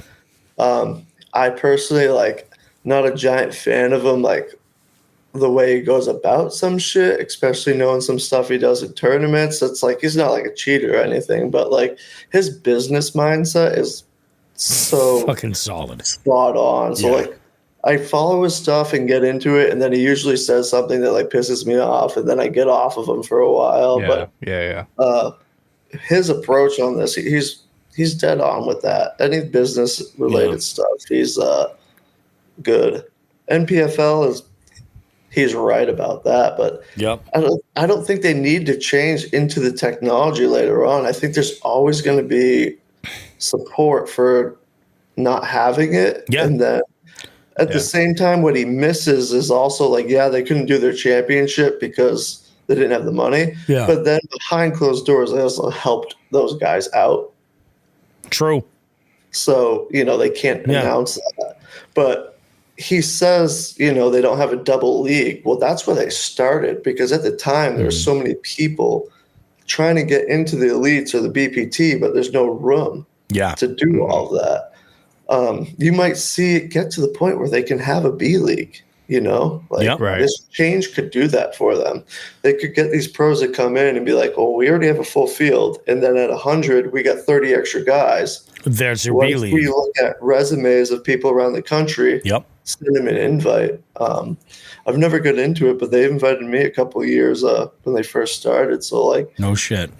You know, I would never chase the elites, but if they sent me an invite for like a big for next year, I'd hop on it. And you know, it's funny. It's like I think that at first my reaction was like, well, this is a cry for attention. But like I said, zooming out and looking at the whole thing in its entirety, I think brand-wise for NPFL, this could be, I think they stand to gain the most out of their decisions for the 2025 season, as far as, you know, including technology. I do. As for Bass and MLF, I mean, they're both much more established, you know, in that circle. I don't really think they have to so much worry about it. And I do kind of think that you might have nailed it there, Joe, with like they kind of like let the cat out of the bag a little bit too soon. Yeah, you know, my final thought on the whole thing is, you know, with Bass and MLF, they don't have to. I don't think they'll ever get rid of it. Yeah, per se, like ban it. But guess what? There's so many bodies of water out there that it's rendered useless. Yeah. So you'll just see more of that. That's all. You know, I mean, Bass already put out their schedule for next year, and I mean, there's actually a lot of bodies of water. I'm wicked pumped that they're going back to, but they don't even touch Champlain or St. Lawrence River next year. Oh no shit! Really? Not at all? Huh? No. I think people are sick of it. You know, and I think also there's a part of that that's like we gotta give these spots like a rest for a little bit from that elite pressure. Yeah. And then, you know, come back to it so that in 2, 3, 5 years, you know. Those dudes, St. Lawrence River got smoked for like 4 weeks straight. Yeah. Like you had the Elite Series and then MLF or vice versa. Then they're like, you know, essentially like their B leagues, like were in there. And it was just like 4 weeks straight. Like it just got smoked. Pressure from the inside too. Like with the elites always ending on Champlain and St. Lawrence. Yep. Well, with the points for the year and everything, the weights are so tight with the smallmouth. Oh, yeah. You can't make up ground or anything. So it's just like you get into the gauntlet the last 2 tournaments, and it's just like a whole different thing. Like I'm pumped about going there in October because it's not going to really be touched for a little while. It's going to have a little bit of a reprieve. Yeah. Now, those smallies it is going to be tough. Those smallies are holed up on the bottom like chain smoking cigarettes going like, I've seen some shit. It isn't good. You know what I mean? They're hurting. So, yeah. For those listening, I held up a bottle of whiskey while I was doing that and had the jitters. Are you still going up there in October, Josh? I'm definitely going to try to because I told them I would, but I come back from Murray the weekend before. That's right. So that's right. See where it works at and everything, too. I'm moving that's October. I'm moving it basically a month after that and then going to Louisiana. So it's like, Jesus. I'm going to try to. Yeah. It's freaking bananas, guys. I have a plan. I think what we should do, take a break. Come back, and what we'll do is we'll do FTG. We'll throw, if we have a tip we want to throw out there, great, but then we'll talk our fishy shit. After that, we'll wrap up the show. We'll remix this whole episode. Perfect. You know? Works for me. Alrighty, boys. We're going to take a short break. Don't go too far. Much more Jigs and Bigs coming up after this.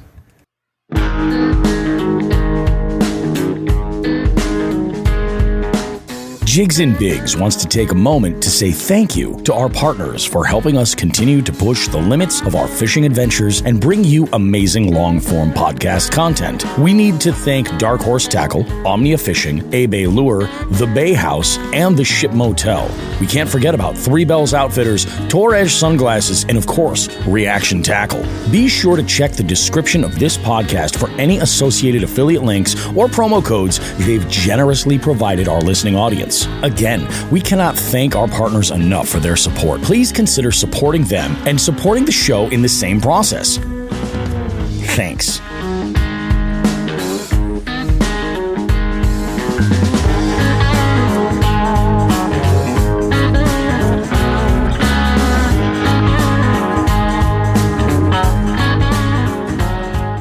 Hey, you. Yeah, you.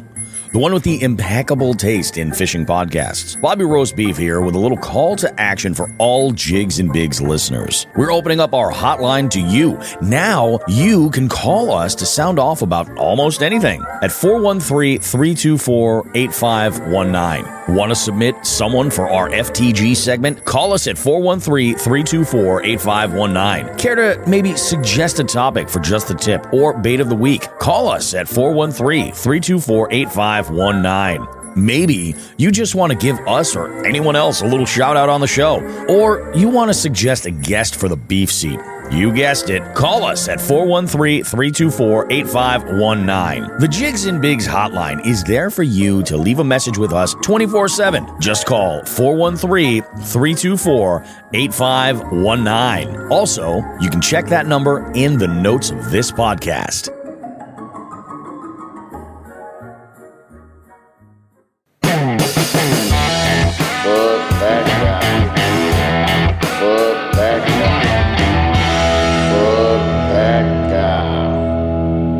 Body roast beef. Who the fuck is Joe Brown? It's Real SD Outdoors. How's it going, guys? I am calling with an FTG for this week from the past weekend. I show up to a little lake about 45 minutes from town. I got the kayaks on the top of the car. We're going to drop in if there's room, being the Labor Day weekend. If there's no room, we're just going to fish from the bank. So, I get there, I pull up, I see a wake boat, like a lake ice. See the wake boat, who's dropping in, no worries.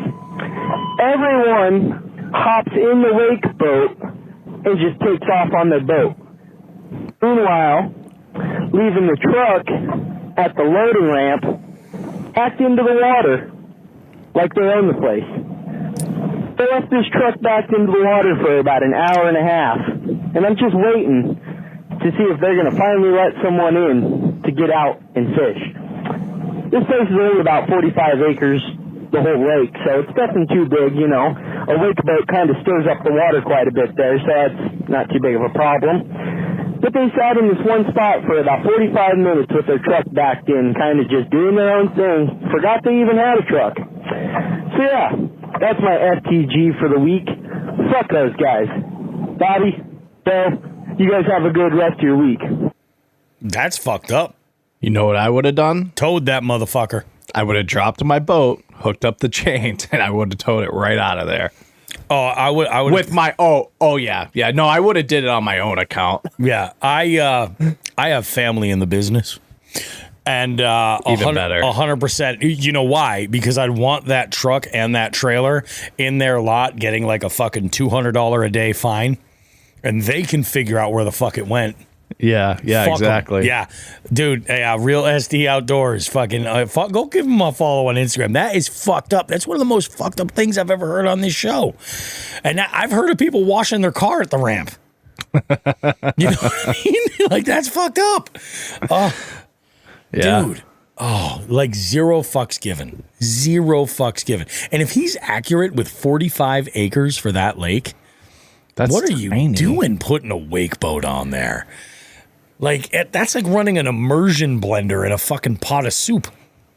45 acres is like a mud puddle. Like, yeah, it's not big at all, Yeah, that's tiny. Fuck. Yeah, I'd be pissed, dude. Yeah, fuck that guy. Jesus. I'm kind of glad that we split it up and put Adam's fuckery at the very beginning, because I feel like, litterbugs suck. I fucking hate them, and, they're the worst kind of people. So I felt like that needed to be said immediately. But this is a whole other kind of like, what the fuck are you even doing with your life? Yeah, exactly. Fuck those guys. A little jigsaw jazz to lighten the mood. There's a local guy that washes his boat like every tournament he fishes. It's like right there, right in the way, and he's like scrubbing it down. There is nothing worse than the antics of somebody who just doesn't get it at the launch. Like, just, Yeah. You know what I mean? We got to share it. It's just that easy. Fuck those guys. So let's talk fishy shit. Josh, what have you been up to for fishy shit? I mean, I know you were on the water today, but what was like your last couple of weeks like? Haven't fished a lot since the last time I've been on. I did the TBF state qualifier. Yep. Made the team for that. That semifinals actually next weekend on Champlain. Nice. This weekend I did an ABA 2-day, but did the New Hampshire division instead of Massachusetts, because the Mass 2-day is next weekend when that semifinal is. So the way ABA works, you can fish any division to get your points for nationals. So I did that. I'm locked into nationals. I actually got the invite earlier last week. So as long as I did that tournament, I'm in. And then this weekend is I think there's just 9 of us that qualified, so 1 in 9 chance of making the TBF Nationals. There you go, dude. That's awesome, man. Good job. Oh yeah. But, yeah. I haven't fished a lot this year. It's been tough. I'm rusty as hell, losing fish. My mechanics are bad, so yep. You'll get back on it, dude. You know, it's just a matter of time, you know?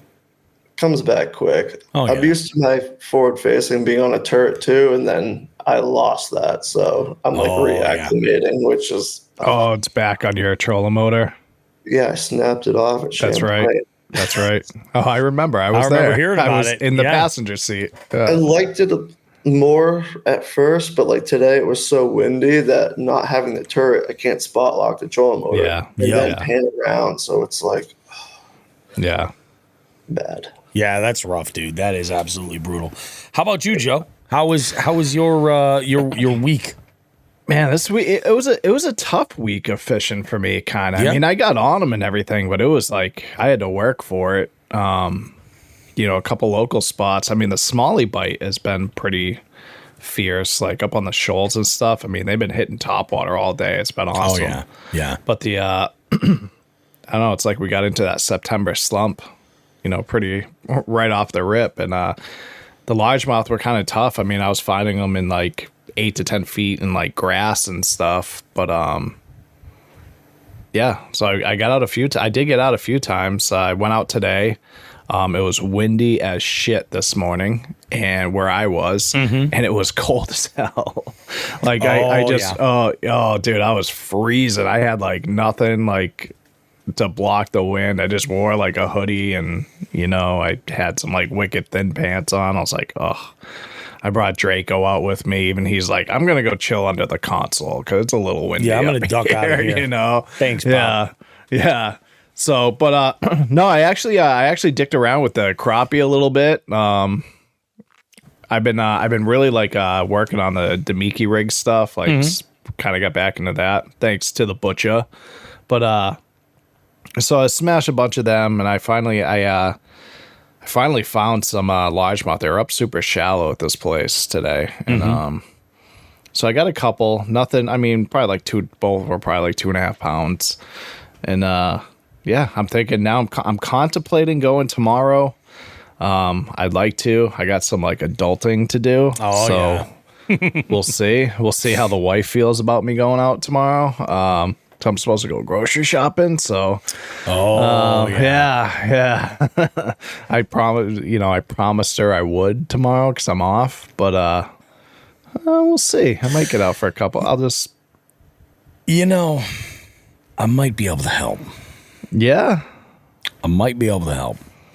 I don't know if Mrs. Who the fuck is Joe Brown is aware of a little service called Instacart. Oh, so we usually do that. Oh, so, okay. Yeah, well, that shit don't come to our house because we're in the middle of fucking nowhere. Really? But yeah. Dude, we just got DoorDash like I know a few months ago. Yeah. So, but I usually. It's my own fault because she does all the Instacart, and like I said, son, I was like, oh shit, babe, like we forgot a bunch of stuff for like my meal prepping for work. Oh yeah. And now she's like, all right, well, do you want to just go? I was like, and this was like a few days ago. I was like, yeah, we'll just go. Now I'm like, fuck. Like, why did I say that? I mean, what you could always do, although if you're gonna get out, I'm thinking you bring her with you, right? On the boat, right? And you're like, hey, just go through and we'll run through the list together as I fish. Oh, she's working. This was like, I have to go by myself. I have to go grocery shopping by myself. Oh, yeah. God be with you. My God. I know. Fuck. I know. I'm surprised she let me because I spend way more money than she does. Oh, yeah, dude. Oh, it's so bad. Yeah. But yeah, so I'm sure. Like I know, I was talking to Bogley, and I know he's going out somewhere tomorrow. So I might pop in there for a couple hours and just hit the grocery store on the way home. But I also if I'm gonna go to school tomorrow, I'll probably end up bringing her to the bus. So I'll just bring the boat with me to the bus there stop. you go. That's perfect. Yeah. Squeak on out there, hit the grocery store on the way back. You're a hero. That's it. Make it a day. There you go. I love that. I had a fucking fishy week. I had a crazy week this week. So, hell yeah. I fished 4 times this week. Managed to get on them every single day, but some days were definitely a struggle. So Monday I went out, it was Labor Day. I'm like, I'm going out, I'm going to send it. I wanted to go and put together a video on the Jigs and Bigs YouTube channel to talk about the slot limit tournament that's coming up on Saturday, October the 12th. And then to also talk about the invite to the Jig Heads over at Cayuga for our gathering. And actually, Josh, if you're around, although I think we already kind of went over the weekends and stuff, it might not work for you. Yeah, it's Murray. That weekend we're meeting at Cayuga, and we're doing a little side quest along with our slot limit tournament where it's Boats and Scroats 2, Electric Boogaloo. So the losers of the tournament, meaning everybody in our group that does not have the most inches for that tournament, everybody else has to enjoy a platter of Rocky Mountain oysters, which are fried. They're delicious. I make them. They're wonderful. Do you like them? Oh, I love them, dude. It's like they're actually not. I've had them. They're not. Bobby made them a couple years ago, and I had them, and they're pretty good. I was like, those are actually pretty good. The sauce Colorado for 2 years. They're popular. Oh, they're very popular. Yeah, everybody loves to fucking put bull nuts in their mouth. But so I went out on a Monday and I was like, I'm gonna hit up Old Congamon Jr. It's been a while. Let's just go ahead and do it. And I got there, and you know what I realized about Congamon Jr.? There's a big ass sign right on the ramp that says this is a no drone zone. So I wasn't able to get any of those sexy drone shots. And I have too much integrity as a fishing YouTuber to use old drone shots at another lake. Hey, Bobby, you know why that's a no drone zone? I know, because of your job.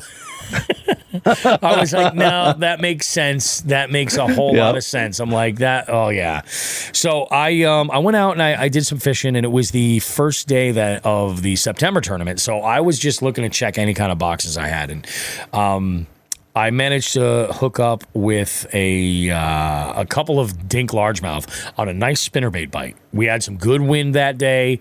I was throwing around that Biz Baits spinnerbait that we got in a Dark Horse box a few months back. In fact, I'm going to leave a link in the description for this podcast of that specific bait that I was throwing. And I paired it up with a 3.3-inch Fat Impact Kitech. And I caught probably about a half dozen cookie cutter size, like 12, 13-inch bass, something like that. Nothing like to rave about at all. I'll wait until we get to later in this week.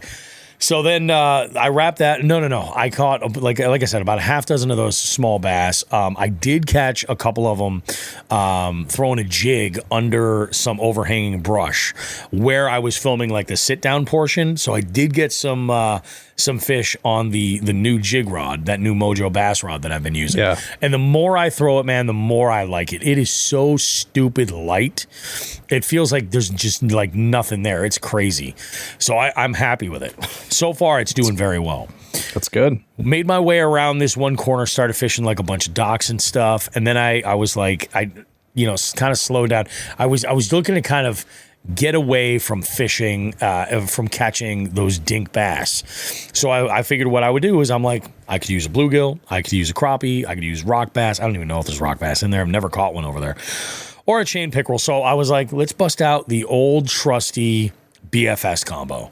So I'm throwing around small swim baits around docks and around, boats that are tied off and stuff. I got a couple of really ferocious bites, and I was like, oh, let's see if we can hook up here. Let's see what we can do. And I managed to hook into an 8-inch black crappie. So that was the second point for the day. I was feeling pretty good about that. Made my way around, and I hooked into a little slime dart, too. So 3 points for that first day was not too bad at all. I had to hit the road and get back home. So I head home, going to work that night. Work was great. Tuesday, I was having a conversation with Becca about a video that she's actually trying to put together, and she needs a vessel in order to be able to do this. She needs a vessel, something small, something compact that she can move around. And as she's describing what she's looking for, and I guess like she had an instance where she found one she thought on Facebook Marketplace, and then went to go check it out, and it wouldn't fit in the back of her truck, and it was just too large to be put on the top of her truck, and it didn't work out. It was just a giant pain in the ass. Her truck now is really fucking high too, and I'll explain how I know this in a moment. But she was really looking for like a one-person canoe, really light, able to fit like some stuff in there.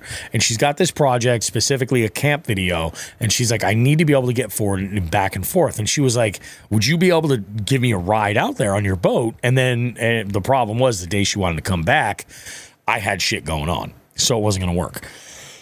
So I told her, I was like, I go, let me do some thinking here. Well, it turns out I have a cousin, my cousin Ryan. Last summer, he had asked me, he was like, hey, do you have a use for this? And at first I was like, yeah, this would be great. I can let my daughters use it. When I want to go out in the kayak, I can put them in this little canoe. It's a small Field and Stream, one-person canoe.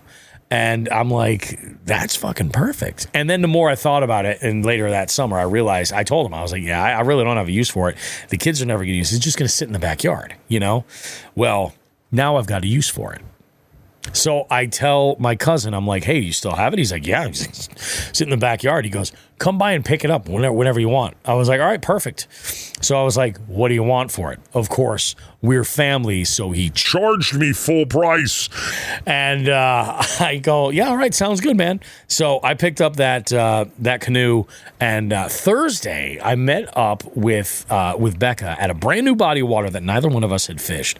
And we only had, after we got this canoe on the top of her truck, which was just brutal getting it done. And then we ultimately ended up fitting it in the back, but had to leave her hatch open and use some lashing straps to strap it all down.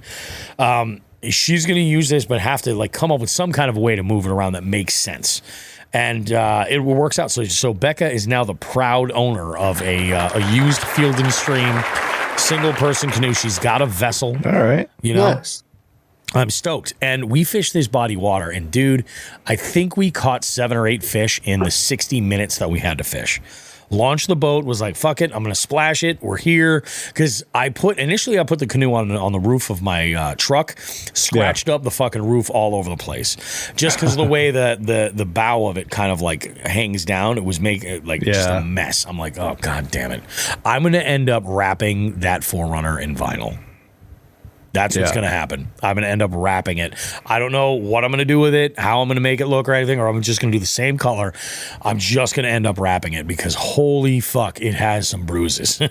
And I'm like, all right, so that's going to end up being the move eventually. Probably after it's paid off, to tell you the truth. I'm probably, once I pay it off, I'll roll some money into it. Oh, yeah.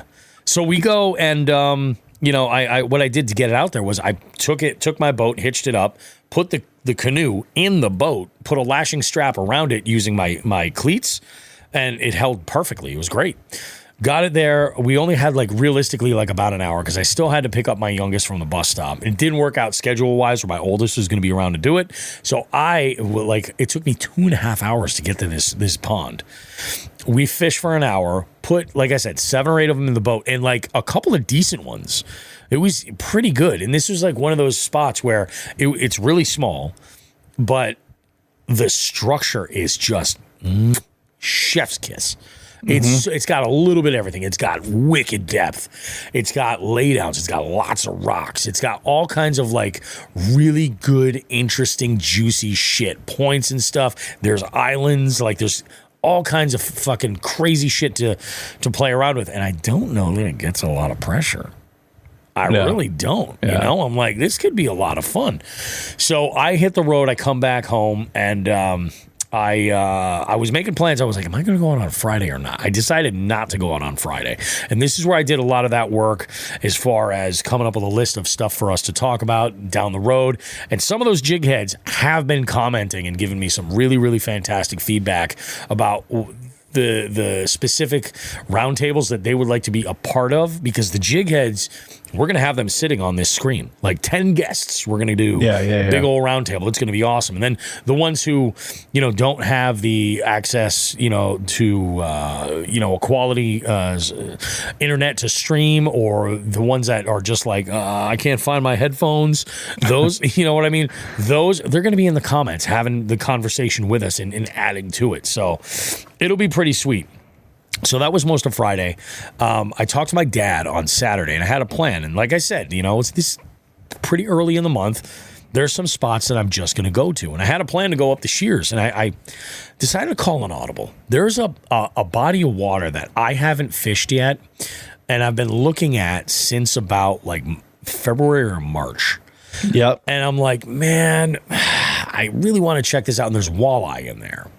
And I'm like, let's go fuck around and see what we can do. Now, I talked to my dad the night before. We had a plan on Thursday to go up to the Berkshires. I talked to him on Friday, and I was like, I think I'm calling an audible. I go, this place is about the same distance, but it's in it's in a totally different section of the state. I was like, so let's go ahead and we'll send it there. We get there, and like so far, I love it. We launch it. Everything looks really good. I'm looking at the map, and I'm looking at some ledges, and I'm looking at some areas that I definitely want to hit. So we go over there, and I'm just covering water. And I'm covering water with like a small, because we had it was very slick calm in the area where we were, because it was pretty sheltered from the wind. But the wind was only like 1 to 3 miles an hour. It wasn't crazy. So I was throwing like a 3.3 inch swim bait, just covering water. And I get an occasional follow. My dad's back there throwing like night crawlers on the bottom and an inline spinner. This is just how he fishes, He starts catching. He catches just like, what was it, like an 11-inch yellow perch. Yeah. And I'm like, okay, sweet. That I could use. That's great. Awesome. So let's see if we can find some perch. He starts getting into some bluegill, small ones. And he was using like tiny number 10 hooks. And these bluegill were choking him. Like, it was just bad. I was like, you might want to upsize that hook a little bit. Like, that's a little bit cruel and unusual right there. And he was just getting absolutely just destroyed. I think in total, by the end of the day, if I caught 6 or 7 fish, he easily caught 20. Easily. Yeah. Easily. He did get one more yellow perch that was larger, but everything else that he caught were bluegill, pumpkin seed, and I want to say that there's green sunfish in this body of water, because there was, and actually you guys might even be able to tell me, because I caught one and I got a picture of it, and I was like, let's take a look at right here. I'm not sure. These had like a fat belly, like a I guess like a rock bass. Around here? In Connecticut. That's a warmouth. Is it really? Text it to me. I will. I'll send it to you. Yeah, it had it had a body shape more like a rock bass. No shit, a warmouth, huh? Incoming. So yeah, we caught a bunch of those. I caught the smallest bass this weekend over there. It was a little 5-incher, little pipsqueak. And caught that sucker, and on our way in, it was the only bass of the day, super tiny. So we take off. I really like this body of water. I'm definitely going to be going back. I actually spoke with the butcher, and he was telling me that a friend of his, because he called to check in, and he was like, how'd you make out? I was like, dude, it was a dink fest. I mean, like, it was mainly bluegill. For the most part, bluegill and pumpkin seed. I was like, and then I got one largemouth, one tiny dink, and then we hit the road. And it was right about that time, like the wind was starting to kind of ramp up a little bit.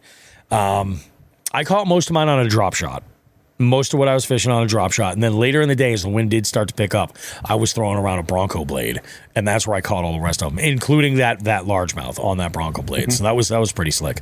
We hit the road. I get home. I went out last night with the wife. We went to MGM, and we went to go see a movie. We went to go see Beetlejuice. Oh. It was fantastic, dude. Is it good? Oh, it was so good, man. I want to see it. I'm going to watch. I want to watch the original with the kids, with the boys, because they haven't seen it yet. And then I want to go see it. It's a lot of fun. I think the actor that played the dad, Charles.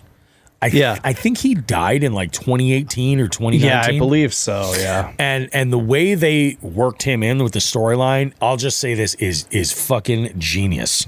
Okay, absolutely genius the way they worked him in. No shit. It's a little different, but that's what it is. It's a sunfish hybrid. No shit. Warmouth, huh? Yeah. Huh. No shit. I've never caught one of those before, but I thought maybe it was a green sunfish. I wasn't sure.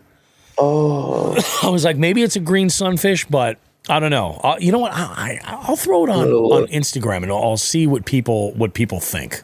That's a good idea. Yeah, we'll see what they think. But yeah, I don't think I've ever caught a warmouth. I don't think I've ever caught a green sunfish. But yeah, I was like, it was kind of crazy. I was like, this is kind of nuts. But we had a good time. Went out, had some drinks afterwards, and then I got some fucking weird news. So you remember a few months ago, my daughter went out on her first date, right? Yeah. The kid that listens to butt rock. Yeah, has like a 1986 fucking Kirk Hammett mustache. Yeah. It's official. They're a couple now. Oh. So I told my wife I'm worried for this kid myself. Not anything to do with me or my circle. My wife might kill him. I'm really afraid for his life. So there was some conversations that were had, and this will be interesting. So I was like, I think we need to have a family dinner with this fella, and then I think I'm going to take him fishing. Oh, there you go. We're going to go fishing. I don't think actually only one of you are going to come back. No. There will be in his life. There will be 2 fishing trips. One where I will genuinely take him out, get to know him. Hopefully he has a good time, enjoys the great outdoors, everything else. And then another time, perhaps we go out with a couple of friends. Okay. You know what I mean? It's Late night quickest way to see someone's character. Go fishing. Oh, yeah. Get on a boat for 8 hours. Hell yeah. Oh, God. So, yeah, that was last night. So then I got up this morning, and I decided I was going to hit up the mighty Connecticut River. Ooh. And I'm like, I need it. Like, I still got to check off smallmouth, and pike is the big one. I'm like, I'm going and I'm targeting some pike. So there's a couple of spots where I was just like, I want to check it out. So I fished this one area, and there was like, we had some decent wind today. We really did. But where I was, and as early as I was out, it was really, really calm, and I was really sheltered. So it was slick calm where I was. So I was throwing around like a finesse swim bait and a frog on some pads. What else did I throw out there? Oh, I switched over to BFS actually. And I was like, because it's super muddy back there. And I was throwing a Bronco blade with a gold blade. And I switched out the plastic to one of those white and silver Fish Daddy 401, those little 2-inch minnows. Mm-hmm. Popped one of those on. I caught a couple of bluegill off some wood. I'm like, okay, cool. We'll chalk this up at our own little mind here, and we'll go all the way to the back where the marina is, where there's all that submerged grass and stuff. And I'm like, I'm gonna throw something, and we'll figure it out. And I was like, you know what? I'm gonna throw around that Pegaso shock blade, dark color, that brand new skirt, and that black and blue green pumpkin freeloader on it. And I start ripping this around. Something crazy happened. 2 things crazy happened. First off, dudes. How many times have you been in your boat and you've seen a black bear? I've never saw a bear in my boat. Oh, man. I was so close to this fucker. Because I was like, huh? What section were you on, Bobby? I was over by the marina at Oxbow. Oh, Oxbow. Okay. Yeah. I was down there. I was way, way, way in the back. And like, I don't know where the fuck this guy popped out from, because it's like the highway, like right there, Yeah. Like right up there. So I'm like, huh. But I was like, I heard something, and I'm just throwing this bladed jig up shallow and bringing it back and just doing these long casts. And I'm like, what the fuck is that? And then I see him walking, and I was like, holy fuck, dude, that's a black bear. That's crazy. It's big too. And I thought maybe there were some cubs in a tree nearby, and I'm like, so we're gonna stay way off the bank. and just avoid, give him some time, let him do his thing, whatever. I'm going to get the fuck out. So I'm fishing a little bit further around, and I got this bite. And this is the really weird thing. And I don't know what happened, if something got my, got my attention or something, but I stopped reeling. And I looked down or something, and then I went and I gave my rod a pop, and I just started reeling again. And as I did, my line went like to the right. And I was like, oh, shit. And then whatever had it or whatever, it was gone. I don't know if something picked it up and then dropped it, and that's what it was. I have no idea. But something happened in that split second where I was like, I didn't feel shit. I don't know what happened. But yeah, I stopped reeling. I looked down for a second, and then I went to go pick back up, and I was like, oh shit, we're on. So I get down to this one corner, and I'm like, wow. That's like the only, we'll call that a strike. But that's the only strike I've had on this presentation. I'm going to take a cue from back when I was throwing that BFS, and I pull out a Charlie Moore spinnerbait. White and chartreuse, gold blades. I have this like Tennessee shad. It's more of a white freeloader. I pop that on the back, and I'm like, this was getting bit before. I guess this presentation was getting bit before on a much more smaller scale. We'll see what happens. Third casting up against this rock wall where there's some laid down wood. What did I pull in? Was it 15 3/4 inch largemouth? Like absolutely, like I got 3 cranks in, it just bang. I was like, oh, okay. I start working down this bank a little bit further. Every time I see some wood, I'm casting right up against it and coming back, casting right up against it and coming back. And this combo that I'm using now for moving baits is infinitely more well suited for these types of presentations than what I was using previously. Like I am absolutely catching more and better fish with this. And I don't know if it's a confidence thing with throwing these moving baits, but I have way more confidence in finding fish than I ever used to. Because I used to fish so slow, because I would throw a jig or I would throw, I'd fish a drop shot. Those were my strongest suits, that more finesse, more subtle presentation. So I get over there, and there's this one spot, and there's this dude over in the far corner of where I am. And I can see him, and I'm watching him. He's making casts, and they're going up into trees, and I can see him like reeling down his snagged lures, and he's breaking them off and shit. And I'm like, what the fuck is going on over here? So I go, and he sees me catch this next fish. It was an 18 3/4. Absolute fucking beaut, dude. So I upgraded my my largemouth by about 6 inches for the scavenger hunt, which is really nice. I'm like, that's awesome. So I got that fish in, feeling really good. This dude's making his way over here, and he saw this fish, and he comes up to me, and I go, I'm just being cordial. I'm like, hey, you getting any? And he goes, I got a couple of 2-pounders over there. And I was like, oh, nice, good, no, that's awesome. And he goes, yeah, a lot of pike bites, though, breaking off all kinds of worms and jigs. I don't know what's going on. Like, really? Now, at this point in the day, this wind over there was fucking ripping. Like, my spot lock was on, and then I'd go to that next spot, and I would say, all right, I'd set myself up, spot lock, and then work that section of bank. It was just, in fact, the way the wind was blowing, I was moving on the front of the boat, hitting spot lock, and because of where the wind was, it would swing the back of my boat around. I was catching all these fish off the back casting deck. I just run right over. I love that fucking remote. I love it. Yeah. So I'm like, I go over there. I'm like, oh, this is fucking great. I get there, and he's like, oh, yeah, so many pike over there. I was like, I'm actually looking for some pike. I said, oh, I'll go over there. Dudes, if there were any pike over there, I 100% would have caught them. I feel the confidence, 100% I would have caught them. I just love the way anglers bullshit. I love it. It's just, when you can see it that much, it's just absolutely amazing. So then I didn't get another bite for the rest of the day. I went and I fished on my way back up toward the ramp, 2 or 3 other spots, fishing that spinnerbait, because now I was like, now that's 2 fish on this. That is a pattern. So let's go ahead and just keep working this and see what we can come up with. And I just was not able to find any other fish. I decided I'd wrap it up about noon, get back and drop the boat off. And then I had to head to a joint little birthday gathering for my niece, Reese, and myself.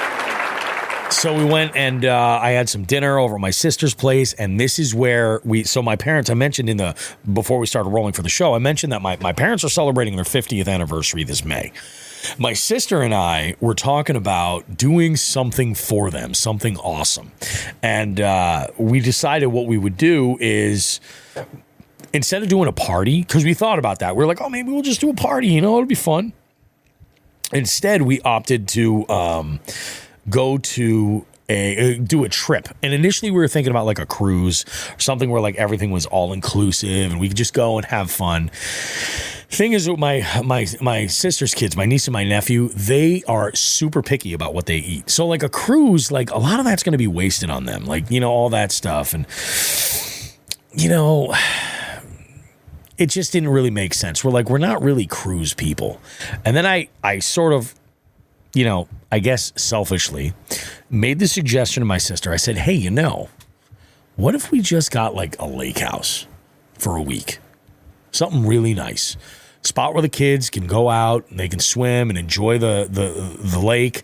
I'll take the boat and then we can just go for cruises around the lake if we want. We can go and, we'll throw the bimini top on and shit, whatever. Or, Dad and I can go and fish. And that was kind of like my whole goal. Like, my father and I can go out and fucking kill it 7 straight days in a row. And, she's like, I fucking love that idea. What do you think? And I was like, well, let's take a look at like Airbnb and Vrbo and see what we can come up with. So we found a spot that is on it's a lake house right on, what is it? Lake Winnisquam is the name of it. Winnisquam. You ever hear that, Josh? Oh yeah. Great place. It's right near Winnipesaukee, and it's got big fish. And it's fucking, like, I think there's lake trout in there. It's got some depth. And it's got everything. I'm like, that could be a shitload of fun. We've got, and it's not going to see the pressure or anything like Winnipesaukee is necessary. I'm sure that there's wreck boats on this lake, but probably not to the degree that Winnipesaukee has. Like, Winnipesaukee like, it's a party lake, Yeah. Mm-hmm. Shit place. And I'm like, this could be a lot of fun. Let's go ahead and do this. So we found this spot. It is absolutely freaking awesome. We are our property's not available for the dates on Vrbo because we booked it. It's apparently that's a confirmation. So yeah, we're going to be there for a week next summer, and it's going to be awesome. I'm looking forward to it. This is going to be a whole lot of fun. So it's just going to be dope. So that was how my weekend ended. This week coming up, I don't know how often I'm going to get out to fish. My goal is I really want to make sure that I can get out on the water Sunday morning after that wedding's all done. So when I get home from the wedding and everything's all set, I want to back right in the driveway, hitch up the boat, go to bed, get up at the ass crack of dawn, and hit the water. That's the plan. That's a good plan. It always feels good to fish immediately after. Like, I've been in my kayak before after working a wedding, and I'm just like, it's the biggest sigh of relief. Because like all that pressure to make that couple's day as special as it can be, and to make sure like that photographer is where they need to be and these moments get set up just right. On that Sunday, it's all gone, Yeah. And it's just me fishing, having a couple of fucking ice cold crispy Diet Cokes, and getting on them. It's naming a fucking game. I fucking love it. Guys, it is fucking after 10 o'clock. Let's put a fork in this show. You sure? I think that's a really good idea. I still need to make ramen. One thing to add, I completely forgot this. My co-angler caught a loon yesterday. No shit. Oh, dude. How did that go? We didn't have to get hands on it, luckily. That's good. Water had such old rusty hooks, it got off. But dude, it wasn't, I don't know if I didn't just see it because I was looking at the scope. But dude, it came up and ate a freaking spook. Fucking A, really? Yeah, we were like 18 feet. And I literally see him swing. And I was like, go to grab the net. And he's like, it's a loon. I was like, oh my God, no. You know, you talk about like a spook, and it reminds me of a video that I just saw this week. There is a tool. I think it's called the D-Hooker. Yeah, it is. It's called the D-Hooker. D-H-U-K-R. For like birds? No, it's for de-hooking people. It looks like... Oh, I've seen that. It's like a little handle, and it's not cheap. It's $60, but it's a handle that has like a loop that goes around the shank of the hook, and then a spot that puts pressure automatically to like disengage the barb. And there's video of the owner of this guy. In fact, I'm going to message it, I think, to both of you. There's footage of him taking a spook with 3 trebles, jamming them two hooks from each treble in his arm and removing them. He doesn't flinch at all. And now I know that there are people who are just absolute psychos with this and have no issues doing that, but I'm not about to try it. But like, see, here's like video of him like removing a hook that he stuck in there to just test. I had to push a hook through my arm once. It wasn't fun. No, absolutely. Pull it back out. Dude, I could not. No way. And I'm thinking, like, if this thing really works, this would be a very, very nice thing to have on hand. Like, the way it works, you just loop it around, hook it, and then it disengages the barb. That's where I got my hook. Then boom, you just yank it right out. I had to pull one out of someone one time with like using the braid trick, and it's not as surefire as it. They make it sound like it is. There was one time I was out on the water with Delirious Angler, and Delirious is like a I guess you would say retired semi-pro football player. Like he's a big dude, and we watched a YouTube video as one does, and this is when I had a treble in my thumb. I had a lipless crankbait attached to a yellow perch attached to my thumb. It was a blast. It was a delight. And he went and did the braid trick, and I'm sitting there holding my thumb like this. And he does the braid trick, and I'm sitting on the edge of the boat, and I moved. Like, he actually moved me. It was so bad. I was like, okay, so we're not going to do this again. Let's, so I don't know. I mean, it might be worth looking into. Just, I would rather have a tool like that on hand and pray to God I never have to use it, but at least have it there if need be. If you ever need it, it'd be best money ever spent in that case scenario. That's what I'm saying. Like, it might not be a bad idea. And especially situations where, like, I'm talking about trying to, like, teach techniques on my boat to new anglers, like, oh yeah, you want to learn how to fish this, you want to learn how to fish these conditions. Okay, cool, we'll go ahead, we'll do it. Somebody gets a hook on hand, I want to be able to handle that right there. Little first aid kit to bandage them up, especially inexperienced people. That's when it happens. It's the worst, man. It's 100% the worst.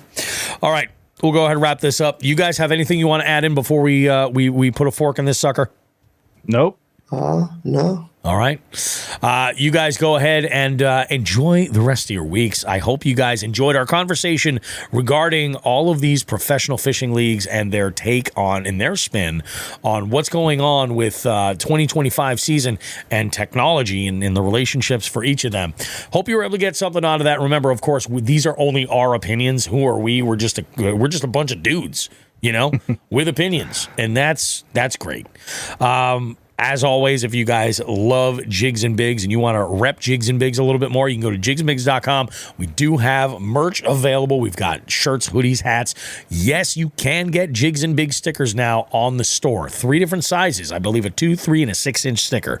Pop them on your boat. Pop them on your freaking mom. I don't care what you do. Just stick them somewhere and share your love with Jigs and Bigs. As always, if you really love the show and you want to get the entire immersed experience, I recommend you become a jig head. Go over to jigsandbigs.com, or if you're on Patreon, just search Jigs and Bigs. You'll find us right there. Subscribe. It's $5 a month. That money goes directly to support the show.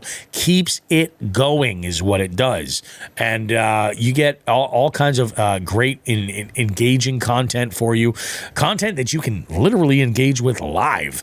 And then, of course, we try to throw you some extra discounts Sometimes they're just one-offs with companies that we work with, and we try to hook you up when we can. So you guys have yourselves a great one. We will see you in 7 days with more Jigs and friggin' Bigs goodness.